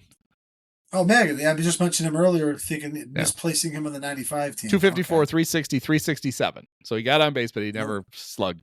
Yes. And Jose Hernandez played parts of 47 games. Also, Jose's starting to show up now. Okay, all right. So I enjoyed this. Leo Gomez, his comps. Number 1, Willie Green. Perfect. Future. Number 3, Rick Ankiel. And number 6, Shane Andrews. Willie Green and Shane Andrews were coming up on the 2000 season. Mark Angio will be proud. In 1997. Okay, here we go again. So basically, it's the Buechele era, which is like with the one Leo Gomez era, which is basically bookended by 2 attempts to homegrown to produce a young homegrown third baseman. It's going to finally satisfy the buffoon in the broadcast booth and finally lift the burden of the vacuum at third base. So now, Gary Scott, forget it. Let's try it again. Now that I think about it, I think maybe the narrative, although it started before this, but I think it really accelerated. I think the narrative of the Cubs hadn't had a good third baseman, I think is accelerated and maybe proven, quotes, by Gary Scott and this guy, Kevin Ory. I think it was like, see, they haven't had a third baseman since, it just became the lazy, they haven't had a third baseman since Santo. Right. My question for you is, who's the greatest Cub from Indiana University? Is it, I can't decide. Is it Kevin Ory or is it Kyle Schwarber? I don't know which one. So Kevin Ory was played the most games at third in 97 and started the 1998 season at third base. I think he is most famous for he made the error in Kerry Wood's 20 strikeout no-hitter. Which is not an error. It's the only hit in the game. But no, it was an error. He clanked it. Wasn't it? Didn't Bob Rosenberg call that an error? And Carey had legitimately the greatest game ever pitched. No, I guess he didn't. Well, he should have. Yeah. Fucking Ori. Greatest game ever pitched. Kevin Ori was not Just terrible, but he wasn't good. Yeah. He was easily replaceable and needed to be replaced. He had 243, 315, 377 for the Cubs, parts of 2 seasons, 10 homers, 70 RBIs. He was not he was not Gary Scott, but he wasn't any. He was his mascot.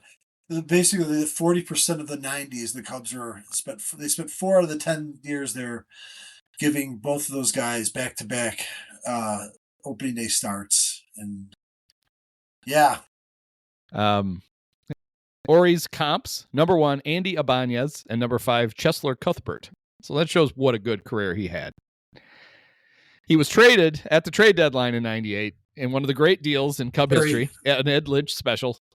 He and number 1 draft pick Todd Noel and Justin Spire, remember Chris's kid, who they kept trying over and over again to make a pitcher out of, were traded to the Marlins for Steve Hoff and Felix Heredia, the Run Fairy.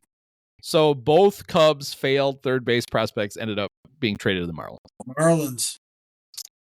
And that was around the same time they also traded Garland for Karcher. Amazing day, that right? Lynch would trade. Yeah, I think those were the exact. I think it was the same it's day. It's just amazing that a general manager would trade consecutive first-round draft picks from the year before the previous 2 years for what they got, 2 middle relievers. Yep. Now the Florida trade didn't hurt them because Ori sucked and Spire didn't do anything. Yeah, they weren't any good. Noel got hurt, I think, was like most Noel pitching prospects do. Garland, Garland wasn't though. I mean, you keep he was a good productive pitcher. It's the odds are going to be against you if you deal consecutive first round picks within 2 years of drafting them. I mean, the worst part of it was that Heredia and Karcher were both terrible. They were. It's bad enough if they were serviceable, but they weren't. Yeah. They were awful, and they were awful. The famous story just makes me really want to go find Andy MacPhail and strangle him with his bow tie. Was MacPhail was so pissed that Lynch made those trades. He couldn't believe they made either one of them. It's like, well, you're the president. Tell him he can't do it. Right. He's, oh no, you got to let the man do his job. Well, no, he can't do it. You fire him on the spot. It was like he panicked because he didn't have enough bullets to get Randy Johnson. He was like, these guys. Well, he'd already fucked up twice, right? Like the Cubs were supposedly the team that was going to get Mike Piazza, and the Mets outdid it. What happened was it turned out the Marlins figured out that the Cub prospects all sucked. The ones he was trying to trade, like Pat Klein, and remember those guys that they were going to trade? Kerry Woods Caddy, yeah. And then the Randy Johnson thing, which the Seattle, that's a great trade for Seattle. I mean, it was a great trade for the Astros. John Halama, Freddie Garcia. Who was the third guy? They got the long production. All 3 players were good. They were. Yeah, Halama, Freddie Garcia, and it's not the AJ Pierzynski trade, which was but it is Francisco Liriano, Joe Nathan, and the great Boof Bonser, who you want just because his name is Boof Bonser, for a catcher who flamed out in San Francisco in half a season, and then infuriated them even further by winning World Series the next year. Oh, Carlos Guillen.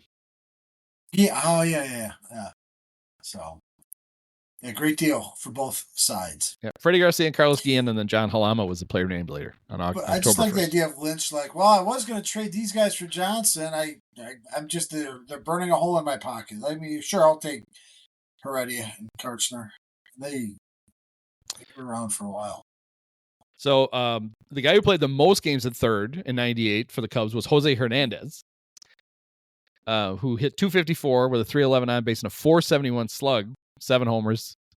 But he was really needed to play shortstop because Jeff Blauser had flamed out. I think Jose Hernandez was the 1990s version of Christopher Morel. Home runs, strikeouts, lots of home runs. You put him all over the diamond, and he could only kind of play wherever you put him. He struck out 140 times in 140 games. When he went to the Brewers, He led the National League in strikeouts in back-to-back years, and his last year there, the Brewers benched him for the last week, so that he wouldn't strike out 200 times, because he would have been the first player in history to do it. Break Bobby Bonds' record or something, right? So even with Jose playing there, like you said, he was needed other places. The Cubs were in dire need for a third baseman, and once again, the Cardinals were there to come to their aid. They gave up on Gary Gaetti, and they waived him, and the Cubs claimed the 40-year-old third baseman. Yeah. And he played 37 games for the Cubs, and in those 37 games, Gary Gaetti hit .320 with a .397 on base and a .594 slug. 8 homers, 27 RBIs, hit a home run in the play-in game. In the coin flip, the play-in game. Yeah.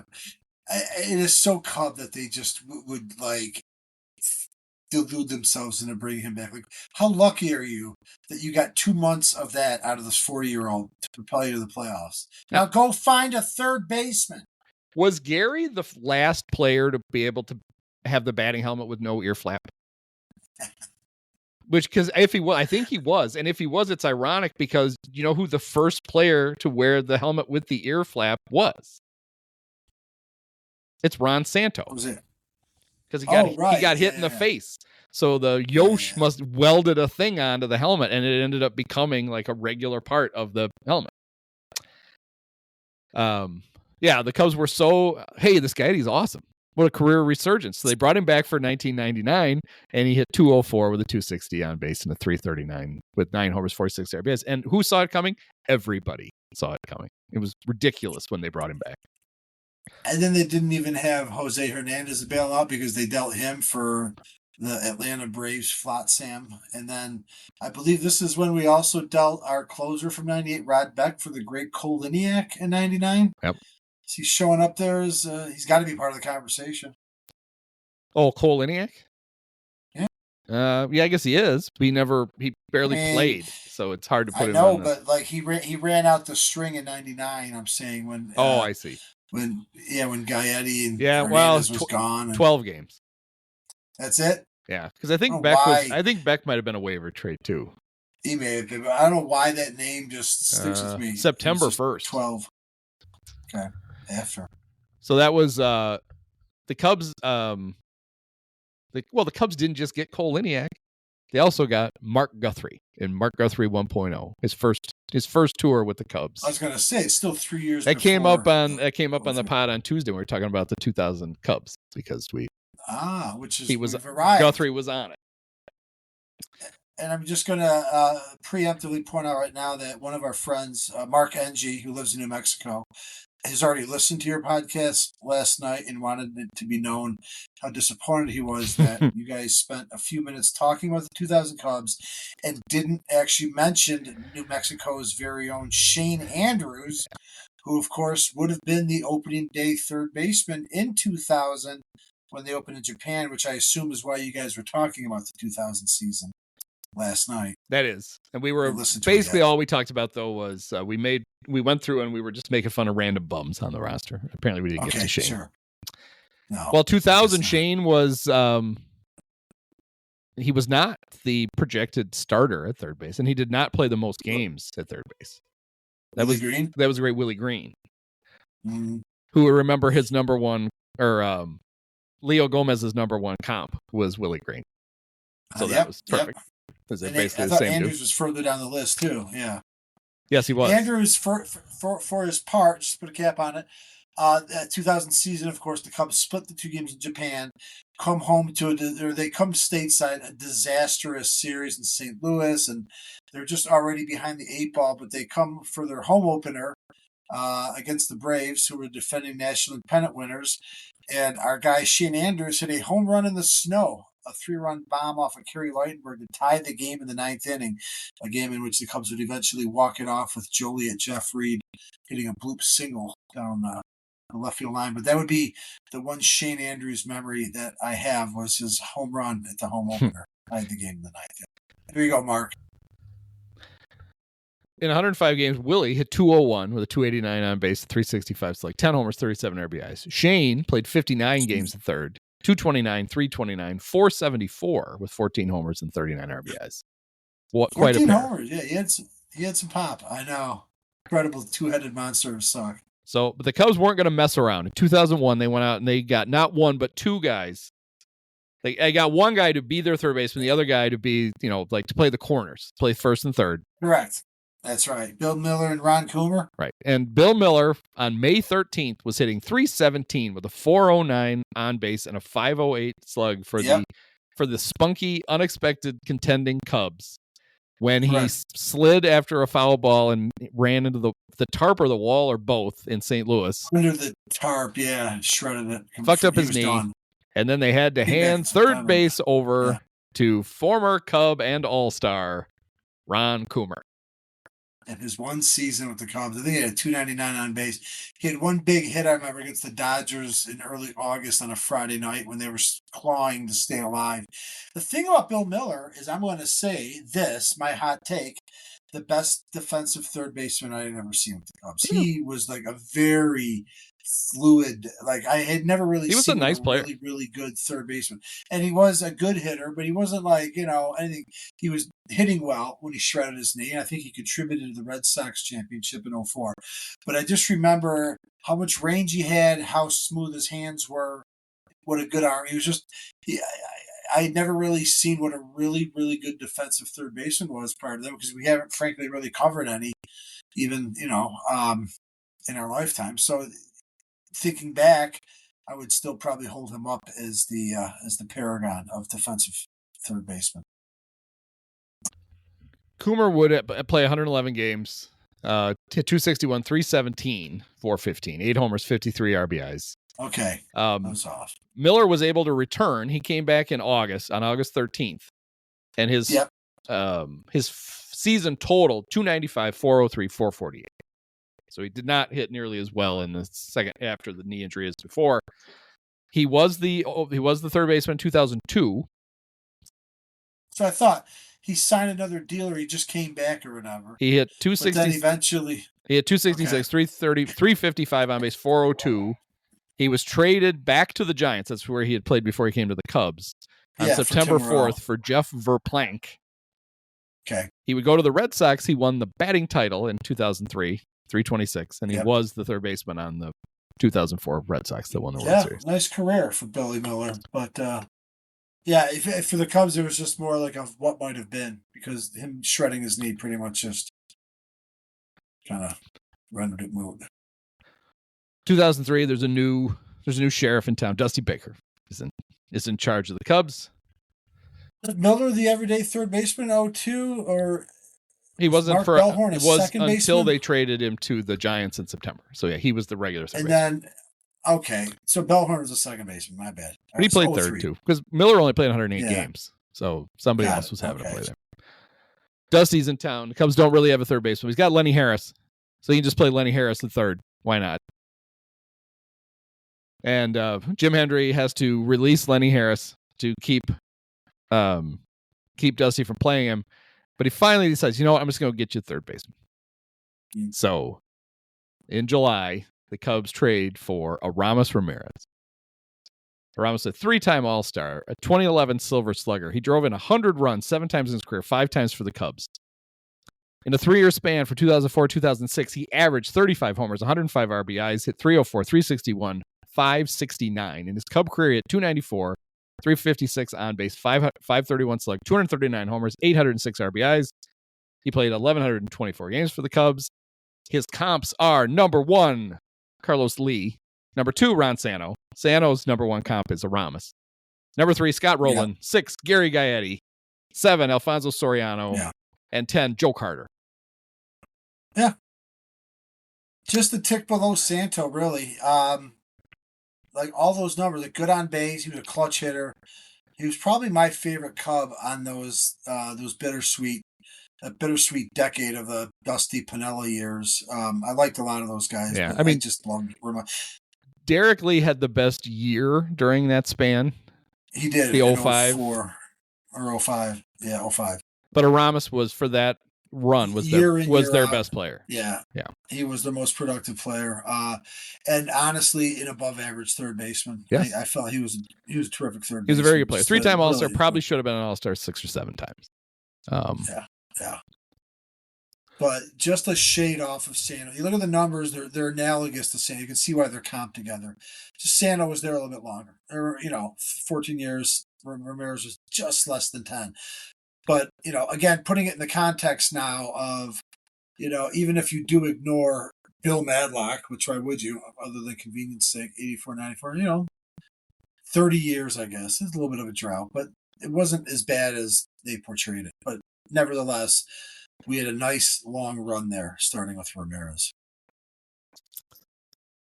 He was he led the National League in doubles, but for the Brewers with 50. Now with the Cubs? In 2012. His first year with the Brewers, he had 50 doubles. Yeah. He should have stayed. He was still mashing. Ramos was still really good in 2012. He got hurt in 2013. He was having another really good season. He played his final game in Major League Baseball against the Cubs. Jake Arrieta was the last pitcher he faced, right? Wearing number 17 for the Pirates in his return. I don't remember this. Apparently, he wore number 15 his first game as a Cub before he switched to 16. Oh. He's in the Cub Utility Tunnel of Fame, so what more could you ask for, really? Yeah. His OPSs from 04 to 07 were 951, 926, 912, 915. He had another 905 in 2009, 901 and 12. That was with the Brewers. He broke in with the Pirates when he was 20. Yep. And he had a very good 2001 season. He did. I had him on our rotisserie team. And then he regressed. 300, hit 34 homers, 112 RBIs. In 02, he hit two. He was bad. 234, 279, 387. He was playing okay for the Pirates when they made the trade, the illustrious. This is the Bobby Hill trade, right? Yes. Yes. Dave Brubeck. It's one of the best trades in Cub history. It's because for two reasons. It helped them immediately because they got Kenny Lofton, so they had their center fielder, and Kenny was great for the Cubs, and they got a Ramos who was fine for them in the regular season, was very good for them in the playoffs, and then became 10 years was the standard at third for the next decade. And all it cost him was Matt Brubeck, Jose Hernandez, and Bobby Hill, who was the player named later because he had just was that when they had just got him? Bobby got drafted by the White Sox, didn't sign. Right. And so then the Cubs, he went back in the draft. 01. The Cubs drafted him. That's what that was 2000. I can't remember why. Maybe he wasn't on the four. I don't remember why Bobby had to be a player named later, but we all knew. He got called up. He got called up in 02 for the first time. We all knew we knew he was the player named later. Even when the trade, but it took 15 days before it was official. Right. Yeah.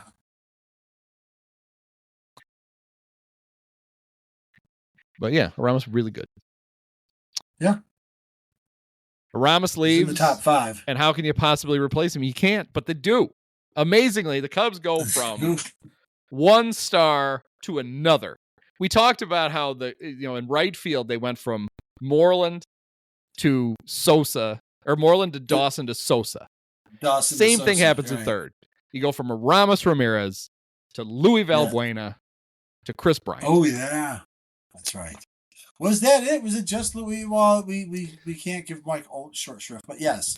Was it pretty much just Mike Louis Holt had a V good week between? Where he couldn't blink and his eyes couldn't make any water. That's right. Then he broke his hand and they made him play a game with a broken thumb because they couldn't call Bryant up for another day because his service time would have started. Oh yeah. Oh, I know. Oh yes.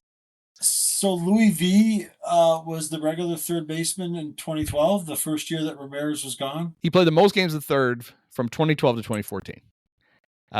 In each season, he was the guy who played third the most.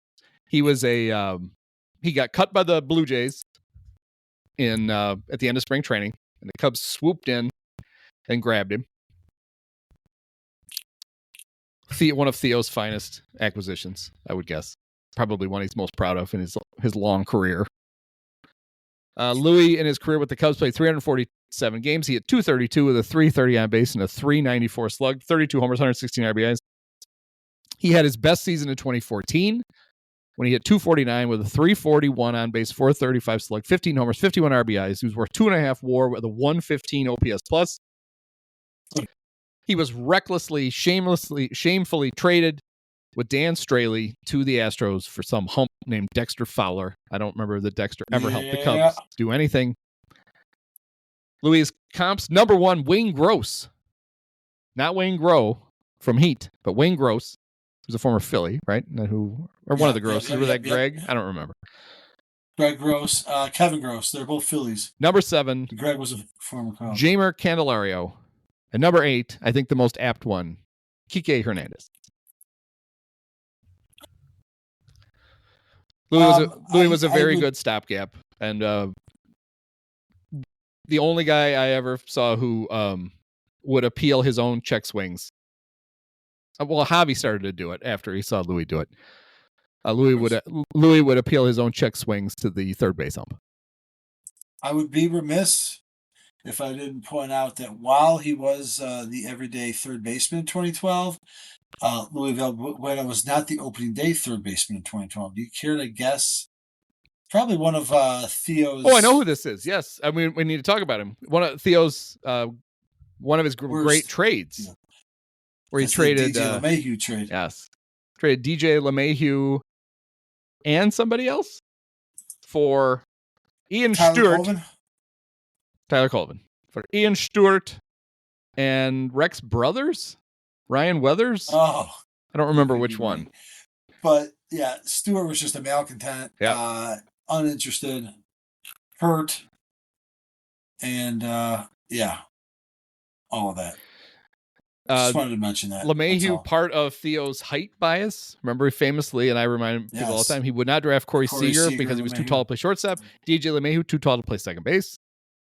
Yeah. DJ would win how many batting titles? Two. One in Colorado, which doesn't really count, but one when he hit 364 for the Yankees, probably. That was the COVID year, but still. DJ was a nice player. One of Jim Hendry's most proud picks, and that's what happened. That's how Theo treated him. He shipped him off. Let's see, what was the trade exactly? Tyler Colvin, Casey Weathers. I got it wrong all around. It wasn't Ryan Weathers. Casey Weathers and Ian Stewart. Yeah, this was... he was on a heater. Theo's on a heater. Edwin Jackson, Ian Stewart, David DeJesus, all the stars. But it's funny. They were trying to lose games, and it worked. So It was all fine. No, for sure. Valbuena actually only got one opening day start, which is 2013. He was the everyday third baseman in 12, 13, 14.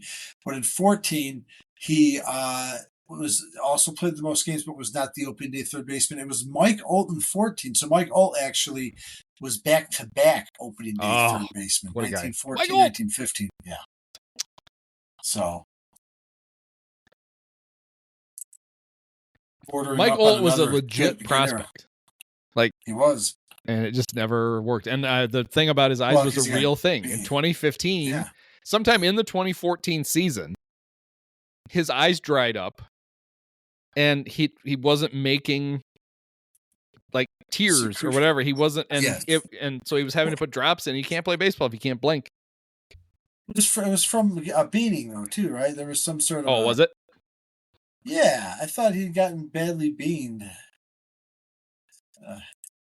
Have some sympathy, Andy. I do have sympathy. I would have liked Mike Olt to be good. Me too. Because I like Steve Holt from Arrested Development, so I like Mike Olt for the same reason. It's funny that his baseball reference page is of him in a Twins hat. He played parts for 3 major league teams, none of which were the Twins, and 2 of which were Chicago teams. I forgot he played for the White Sox too. So he was part of that. He was part of the Matt Garza trade. It was Matt Garza to the Rangers for World Series heroes Carl Edwards Jr. and Justin Grimm. Yeah. And Neil Ramirez. Who Neil was hurt when he was always hurt really with the Rangers, and then it was one of those things where if he could ever stay healthy, he'd be good, and he just couldn't stay healthy. And he was really good, but it was in 2014. And then by the time the Cubs were good, they had other pitchers. Neil was no longer doing it.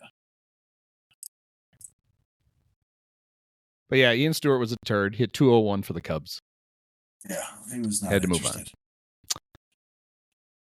2015, after Mike Olt was put out to pasture, some guy. I don't know if we ever heard of this guy. I don't quite remember. I'm not familiar with his work. Chris Bryant, 4-time All-Star, 2015 Rookie of the Year, 2016 NL MVP. He led the National League in strikeouts in 2015 with 199. But then he also led them in 2016 in runs and in WAR with 7.3. His career slash line for the Cubs: 279, 378, 508, 886, 160 homers, 465 RBIs, 27.5 WAR. He hit the biggest home run in Cubs history. The most significant home run in Cubs World Series history. And in my opinion, no offense to Ben Zobrist, but Chris Bryant should have been the MVP. He was the World Series MVP. Yes, he was. And he would have been had he had that long flyout that advanced Almora. That's the one Almora tagged up on. If that ball goes 3 more feet, it's a home run. And he is the World Series MVP. This also brings into sharp relief Rajai Davis's incompetence, because Davis was flat-footed when he caught it. But then also Bryant tagged up from third earlier in the game on a shallow fly ball that Addison Russell hit. And then also in that game 7, Bryant's base running on a ball that Rizzo hit the double. Bryant did something as a base runner. He was just, he did everything right in 2015-16. And he should have been the MVP of the World Series. So. He was I've said this before, he was the rare player who was impossibly overhyped, and he somehow was better than what the hype was. Yeah, he was. He famously, his first game ever for the Eugene Emeralds. So here's the hotshot number 2 overall pick. They sent him to short season Oregon to get some work, and struck out 4 times in his first Cub game. He struck out 3 times from against James Shields, and it's one of the great moments in Chicago baseball history, because I'm convinced that was what motivated Kenny Williams to trade Fernando Tatis Jr. for James Shields. Like, look at him dominating that overhyped Cub rookie. He turned around the 2015 season when it was in a tailspin with the home run against the Rockies. The Colorado game, absolutely. Rafael Soriano did his best to piss it away. He is, I would guess, and it's, the injury started a couple of years later when he fell over the bag in Cincinnati, and it just started to. Yeah. But for the 4 years when he was healthy, he's the best all-around player in Cub history. He could do everything. There was nothing he couldn't do. Joe just, whenever he needed somebody on, he used him as like a super utility. His best player was his super utility player. Oh, we didn't play left. We didn't play first. He can play right field today. Yeah. Oh, he'll play third base. Did he play center too a little bit his rookie year? He may have. I think he played a game in center. Joe. They had Dex now. Joe liked to play everybody everywhere. I think he did. Joe said he could have been. Bryant could have been a center fielder, and he's probably right. He was legitimately fast. It's funny, his career has already come and gone for the Cubs. It was shorter than we would have liked. It almost has a little bit of a Mark Pryor vibe, but like that's out the window. I mean, we won a World Series with Bryant. Oh, he doesn't get the Mark Pryor vibe because he was the rookie. He was the rookie of the year and the MVP, and was almost the MVP the next year. I know, right? And you forgot about he's realized potential. It was just shorter than what we wanted. It was just shorter. It was over before you knew it. That's the thing. It was the injury. Like I said, the injuries are piled up. Right after, yeah. I mean, even in 2019, he had a 4.4 WAR. Yeah, he was an all-star that year. 31 in only 147 games, 31 homers.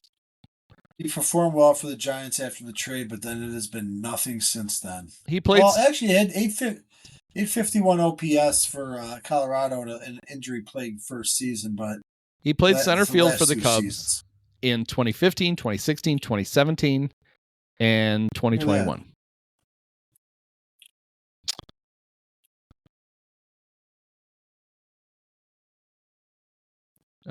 His comps are, and this is a testament to how little he's produced the last few years. Kevin Youkilis, Glenn Allen Hill, Alex Bregman, Cody Bellinger. Bellinger Yeah. one's a good comp, I think, because both of them were rookies of the years and MVPs whose career got sidetracked by injury. Yeah, yeah. He won't be a Hall of Famer. Bryant played primary third baseman from 2015 to 2021. In 2021, technically Patrick Wisdom played more games at third because Bryant was playing a lot of left, and then he got sent to the Giants at the deadline. Patrick Wisdom, of course, holds the Cubs rookie record for home runs in a season with 28. And I'll say it again because a stat, it just astounds me. Right. It's a great stat. He broke Chris Bryant's record. They were teammates. And even though it was 6 years after Bryant set the record, Patrick Wisdom is older than Chris Bryant. It's not quite as good as Ken Griffey Jr. being younger than the American League Rookie of the Year, his first 7 seasons in baseball. Yeah, yes, that's a pretty amazing. It's a very similar type of a thought. It really says more about Wisdom being an old ass motherfucker because Bryant went to college. I mean, Bryant wasn't like a Bryce Harper 19-year-old phenom. Right. The Cubs did not rush him to the big leagues. He destroyed the minors in 2014, and they wouldn't bring him up. So. That's right. So he was already like 24, and so that's great. So Wisdom was the third baseman at 22. You'll like this. His comps. His number one comp is Christopher Morel. Number 6, Shane Andrews. Oh, Shane Andrews again. Number 8, Jake Berger. It pains me that the guy who played the most games at third base in 2023 was Nick Madrigal. Of course he has to get his name on this, make his name on the list. How is that possible? Really? Last year? No, 23. That's 2 years ago. Sorry. Wow. Hello. So 2 years ago, okay. 2 years ago, Madrigal was... Because Wisdom was playing there a little, and somebody else was playing there. Not enough. Okay. But Nick got the most games played at third. His number 10 comp is kind of former Cub Ronald Torreyes, part of the Sean Marshall trade. It was him, Dave Chappelle, and then Travis Wood. So that Travis actually made the trade worth it. But through his age 27 season, the player that Nick Madrigal is most comparable to. I guess? Yeah. Peter Dinklage. Sorry. Jim Gantner. Gumby. Oh, the second baseman on the 82 Brewers. Yep. 2024, the primary third baseman was Christopher Morel. Yeah. His number 10 comp is Ian Stewart. It was in Paredes. Oh, we're coming full circle. Yeah. And Paredes will have to be mentioned, but I guess Paredes was not considered the everyday third baseman last year, huh? Well, they didn't get him until July, right? Yeah. And now he's gone. Now it doesn't matter. Now we have Matt Shaw. That's all we're worried about. So I wanted to ask you, Matt Shaw it's a spring training number. Although some of these guys keep these awful numbers. He's number 77. What? That's the number he's wearing in spring training, is 77. Why? I think he's doing it in homage to someone. Who do you think? I think it is. I'm out of ideas. I think he's a big Red Grange fan. I was going to say 77 Red Grange. The Galloping Ghost. That's why he's wearing 77. I thought it was going to be Bulldog Turner, but I think he was 56. Clyde was 56. Bill Hewitt. Yes. See, he was 66. Bill Hewitt was 56. So yeah, Grange was 77. Yeah, Bulldog was 66. Is 66 retired? 66. Yes, it is retired for him. It is. Yeah. It is. And 77 is for Red Grange. I was trying to figure out what number Shaw can get. 5.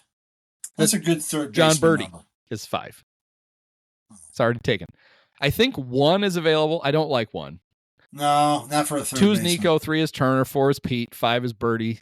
I think 6 might be open. 6 would be fine. Okay. 7's Dansby, 8 is Hap. Okay. 9 is somebody's. 9 is Amaya. He switched last year. I forget why. The Cubs had somebody who he switched numbers with, and then they cut the guy. And I remember thinking they should just Miguel should just go get his number back. Guy has 6-pack. Apparently, you can't wear 10 unless you're Bruce Kim. Yeah. 11, I think, is available. Somebody's 12 now. 13 is Kevin Alcantara. And you'll like this. A guy we didn't talk about. Maybe we should have. He never was the primary guy, but he certainly had 2 famous moments. I was watching the Dodgers and Angels were playing, and a guy came up for the Dodgers like, oh, this guy is having an amazing spring. I'm like, of course it is. It's the Cactus League. David Bodie is having a huge spring for the Dodgers. Oh. Nice. Good old David Bodie, who I just want to pretend all he ever did was he had 2 at-bats. He hit the walk-off grand slam, which was an amazing moment. It was legitimately one of the coolest things you'll see. And then he was part of the back-to-back home runs off Brad Boxberger with Anthony Rizzo to turn a loss into a Arizona. win. Yes. And then we didn't need David for anything else. So I don't know. Right? Play third, play second.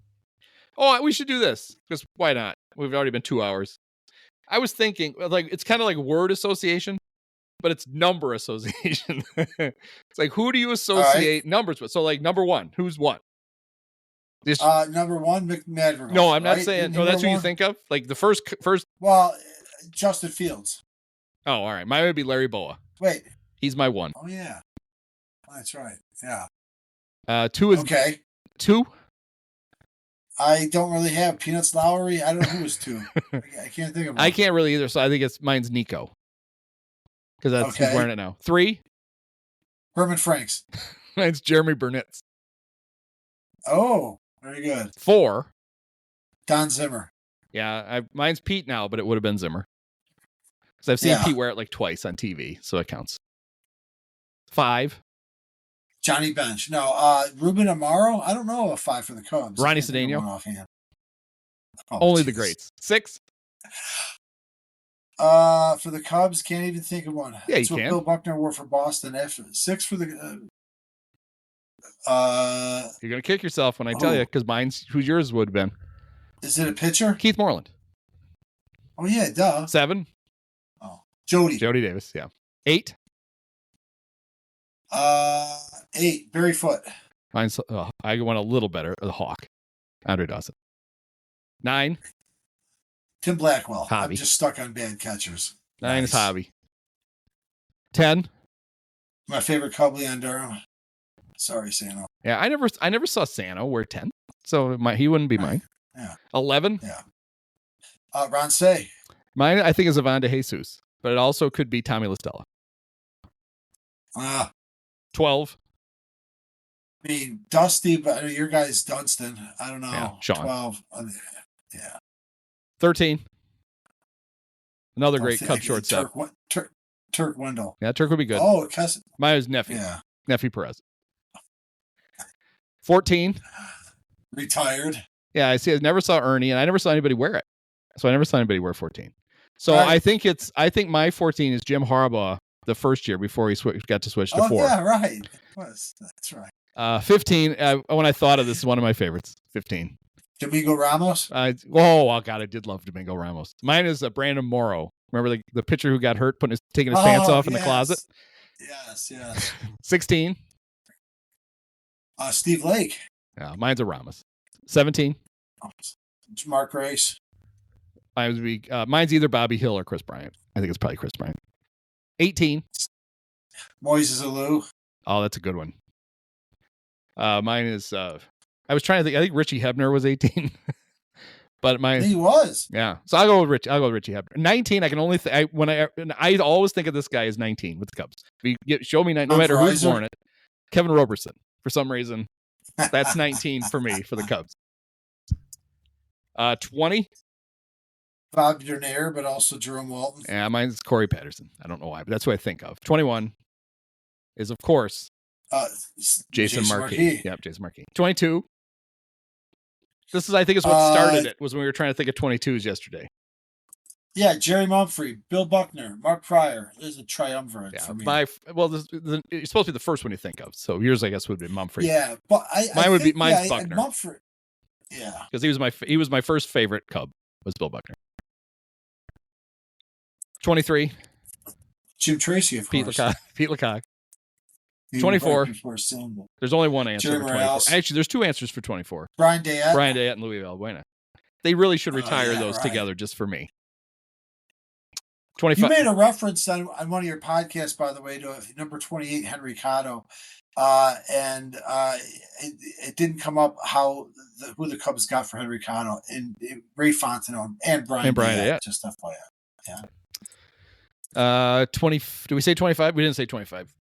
No, Gary Woods. Mine's Rafael Palmeiro. Yeah.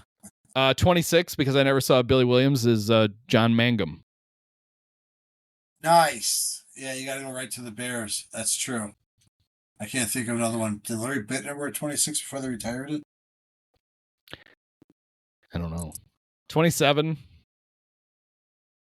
Mike Vail? Yeah, mine's Seiya. That's who I immediately think of now. Oh, yeah.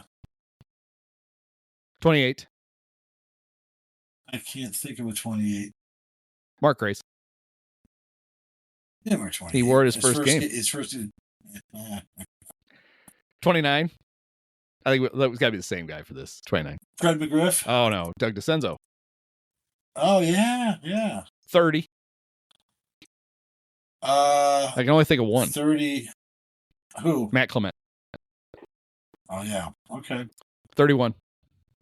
Madison Fergie, Yeah, right? Just Which Greg. one? Although I did see Fergie wear it Right. because he came back. 32. Lemuel Stimson, of course. That's good. John Lieber I don't know who would be. is my John 32. Lieber, yeah, that's a good one. Yeah. 33. Oh. I had a hard time coming up with 30. I thought of two, and they're both bums, but I finally thought of 33s. Did Dan Meredith wear a 33? I would either go with Carlos Villanueva or Daniel Descalso. Oh, yeah. 34. Sweetness, but then Kerry Wood. Steve Trout. 35. Neil Anderson. Chuck McElroy. Everybody in them, yeah. Running backs. 36. Can't think of one. Oh, Kevin Tapney. 37. Ken Kravik, perhaps? Oh, that's good. Mike Remlinger is mine. I could be wrong. 38. Dave Gumpert. I couldn't think of a 38, so I went with Chucky Mullins. Remember, he was the Ole Miss defensive back who broke his neck, and so now the best. If you are the best defensive player for Ole Miss, they give you 38 for that year. Oh God, starting to run out of steam here. 39. George Fraser. Yeah, that's a good one. 40 is easy. Rick Sutcliffe, or Mike Talkman, but yeah, Sutcliffe. Yes. 41. Brian Piccolo, of course. He's retired. Mine's Jeff Pico. Another So it's Pico, but you could also go Larry Rothschild or Lou Piniella. That's right. 42.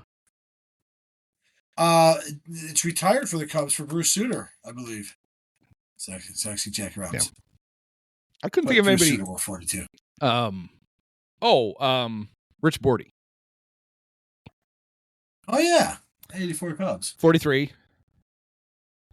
Rick Sutcliffe before he switched. To 40. That's good. No wait, Dennis Eckersley. No, sorry, my bad. Dennis Eckersley was 40. Okay. And then switched to 43 before Sutcliffe came to town. Yeah, that's mine. 43 is Zach. 44. Yeah. Tony Rizzo. Or the Farns. 45. Gary Fensick. Well, you just stole my 46, Joe. 45 is 45 is Paul Asemacher. 46, Doug Plank. 47. Don't know. Oh, Derek Botello, maybe. Felix Heredia. No, that's wrong. Felix is 49. 47. God, I don't know if I have a 47. 48 is Reggie Phillips. And also Rick Russell. Oh, that's right. 49 is Felix. 50 is Les Lancaster. Sid Fernandez. Oh, no. I'm sorry, Benny Agbayani. Who homered against the Cubs in the second game of the season in Japan. Yeah, in walk-off fashion. And you know why Benny Agbayani wore number 50? because he's from Hawaii, the 50th state. Yeah, that's right. And I was right. Derek Patello wore 47. And I think I'll quit with because I'm not going to 68 for Jorge. 51. Right. Well, Butkus, but for the Cubs. Oh, Mel Rojas. Finish with a great one. Because I'm not doing 52, although I'd be Justin Graham, it wouldn't be the other guy. at 53 we Randall Kirk Myers, 54 Neil Ramirez, but really at Brian Urlacher. And 55 Doug Buffon and Otis Wilson. Both went to Louisville. Tim Lincecum, because the Cubs drafted him out of high school, but he didn't sign. How about that? They just screwed little Timmy up, so it doesn't matter. All right, so that was fun. But what's your top 5? How would you rank Cubs third baseman? All right, I'm gonna start with 5. Then we're gonna save the suspense as we move up. Number 5, Bill Madlock. Yeah. Number 4, Stan Hack. Yeah. Number 3, Aramis Ramirez. Number 2, Chris Bryant. Yep. And number 1, Ronald Edward Santo. I went into it thinking I'm probably not going to pick Santo number 1. You have to. His numbers. Yeah. He was great for a very long time. He is the best third baseman in Cubs. Yes. It's funny coming into it. I had 4 in my head without doing any research. Because in my head it was like Santo 1. I'm actually going to put Bryant and Ramirez in a tie. It's close. Bryant was only here 5 years, but he won a World Series. To me, that was the tiebreaker. Bryant. Okay. He didn't just win a World Series. He was the reason. Yeah, he's either the first or second reason why they won that World Series. You take Chris Bryant off that team, they don't win the World Series. And Hack was my 4th coming in, and then after discussing it, you got to put Madlock 5th. In fact, I thought about even putting Madlock into 4th, but it's not his fault. Yeah, it's only 3 years. He was only here 3 years, but he went too bad, so he definitely deserves to be in the top 5. I mean, if you're going to have a guy, no other player. If you're going to have a guy get rewarded for after only 3 years, it would be Luis Valbuena. It wouldn't be Bill Madlock. True. You go with the true star. But having said that, so we actually, when you look at it that way, 3 of the 5 greatest third basemen in Cub history joined the team after Ron Santo. Yes, that's right. If anything, the position they couldn't fill is one of the one they're consistently best at. Probably one of their better ones. We'll get to others. I know first base is strong and second base has some good ones, but third base actually on the balance of things, a pretty bad gap, no doubt. I'm not downplaying the time between Bill Madlock and Aramis Ramirez. It was 2.5 decades, and not pretty, not great. But then outside of that, there was some real excellence. Yeah, between when PK Wrigley traded Bill Madlock because God forbid Bill Madlock was dating a white woman. That's right. Until the trade for Aramis, they rarely had good seasons out of third base, much less a guy who had it. Like, Say had a good year in '84. Yep. He really struggled in '85. There's a great thing in John Stone's book about Say was struggling, and then even when he would hit the ball hard, he would hit it right at somebody. And John Stone to try to get him to because Say apparently would he took it so hard, and he would press and press and press. That John Stone claims he broke into the clubhouse before early before a game, and he brought wood with him, and he took Say's locker, and he blocked it off, and he made it so it was a little tiny locker, and he took a little stool that he cut like a doll stool and put it in front, and that's how he left Say's locker. It was a tiny little locker for the tiny little third baseman. And apparently Say walked in and destroyed it and then started hitting. So Jay took credit for that. But they really didn't have a lot of good. Yeah, you're right. They didn't have good years. One good year out of Say, one good year out of Vance Loff, a couple good months out of Salazar. Yeah, you really think of mediocre 3-year run for Buechel. You look at that and it's okay, what are the highlights between it? Well, Salazar was good for 26 games and Gary Gaetti was good for 37. And it's that's about all we had. Right. So it was pretty bleak for over 2 decades, no doubt. Yeah. No doubt. But as we have unearthed, that's not even the position that they have the problem at. Yeah. Yeah. Well, we'll see if they've In saved. fact, I wonder how shortstop will rank. I haven't even given it much thought. But yeah, center field's the black hole, but I wonder if there are some others that are rank worse than third base. Third base is not bad at all. Got a Hall of Famer, and then amongst Stan Hatt, Chris Bryant, and Aramis, three really good players that had some of their best years with the Cubs. I'm gonna have a tough time at shortstop trying to decide between Cajun Larry Bowen. shortstops, Terry or Fontenot. I don't even know which one to rank. We to should rank have just number an episode one. dedicated to those two. I mean, we know Ernie's probably number 2, but who's going to be number Yes. 1? Is it going to be Ryan Terrio? Yeah. You'll have to tune in to find out, folks. Probably do that next, I guess, if we're doing it. Yeah, we're kind of going around the horn now, so I guess we might as well do shortstops So next. we'll see. I don't know. Anything Try keep you on your to toes, remember the people. Jeff Blauser years. Yes, of course. All right. Well, this was fun, and it was nice to have a Agreed. position with actual good players at. Yeah, that we watched. Yeah, it was fun. All right. Well, thanks, Mike. Thanks, Andy. Many of us have herpes. Post-game show is brought to you by Christ, I can't find it. The hell with it. Okay, shit. Can we try this again?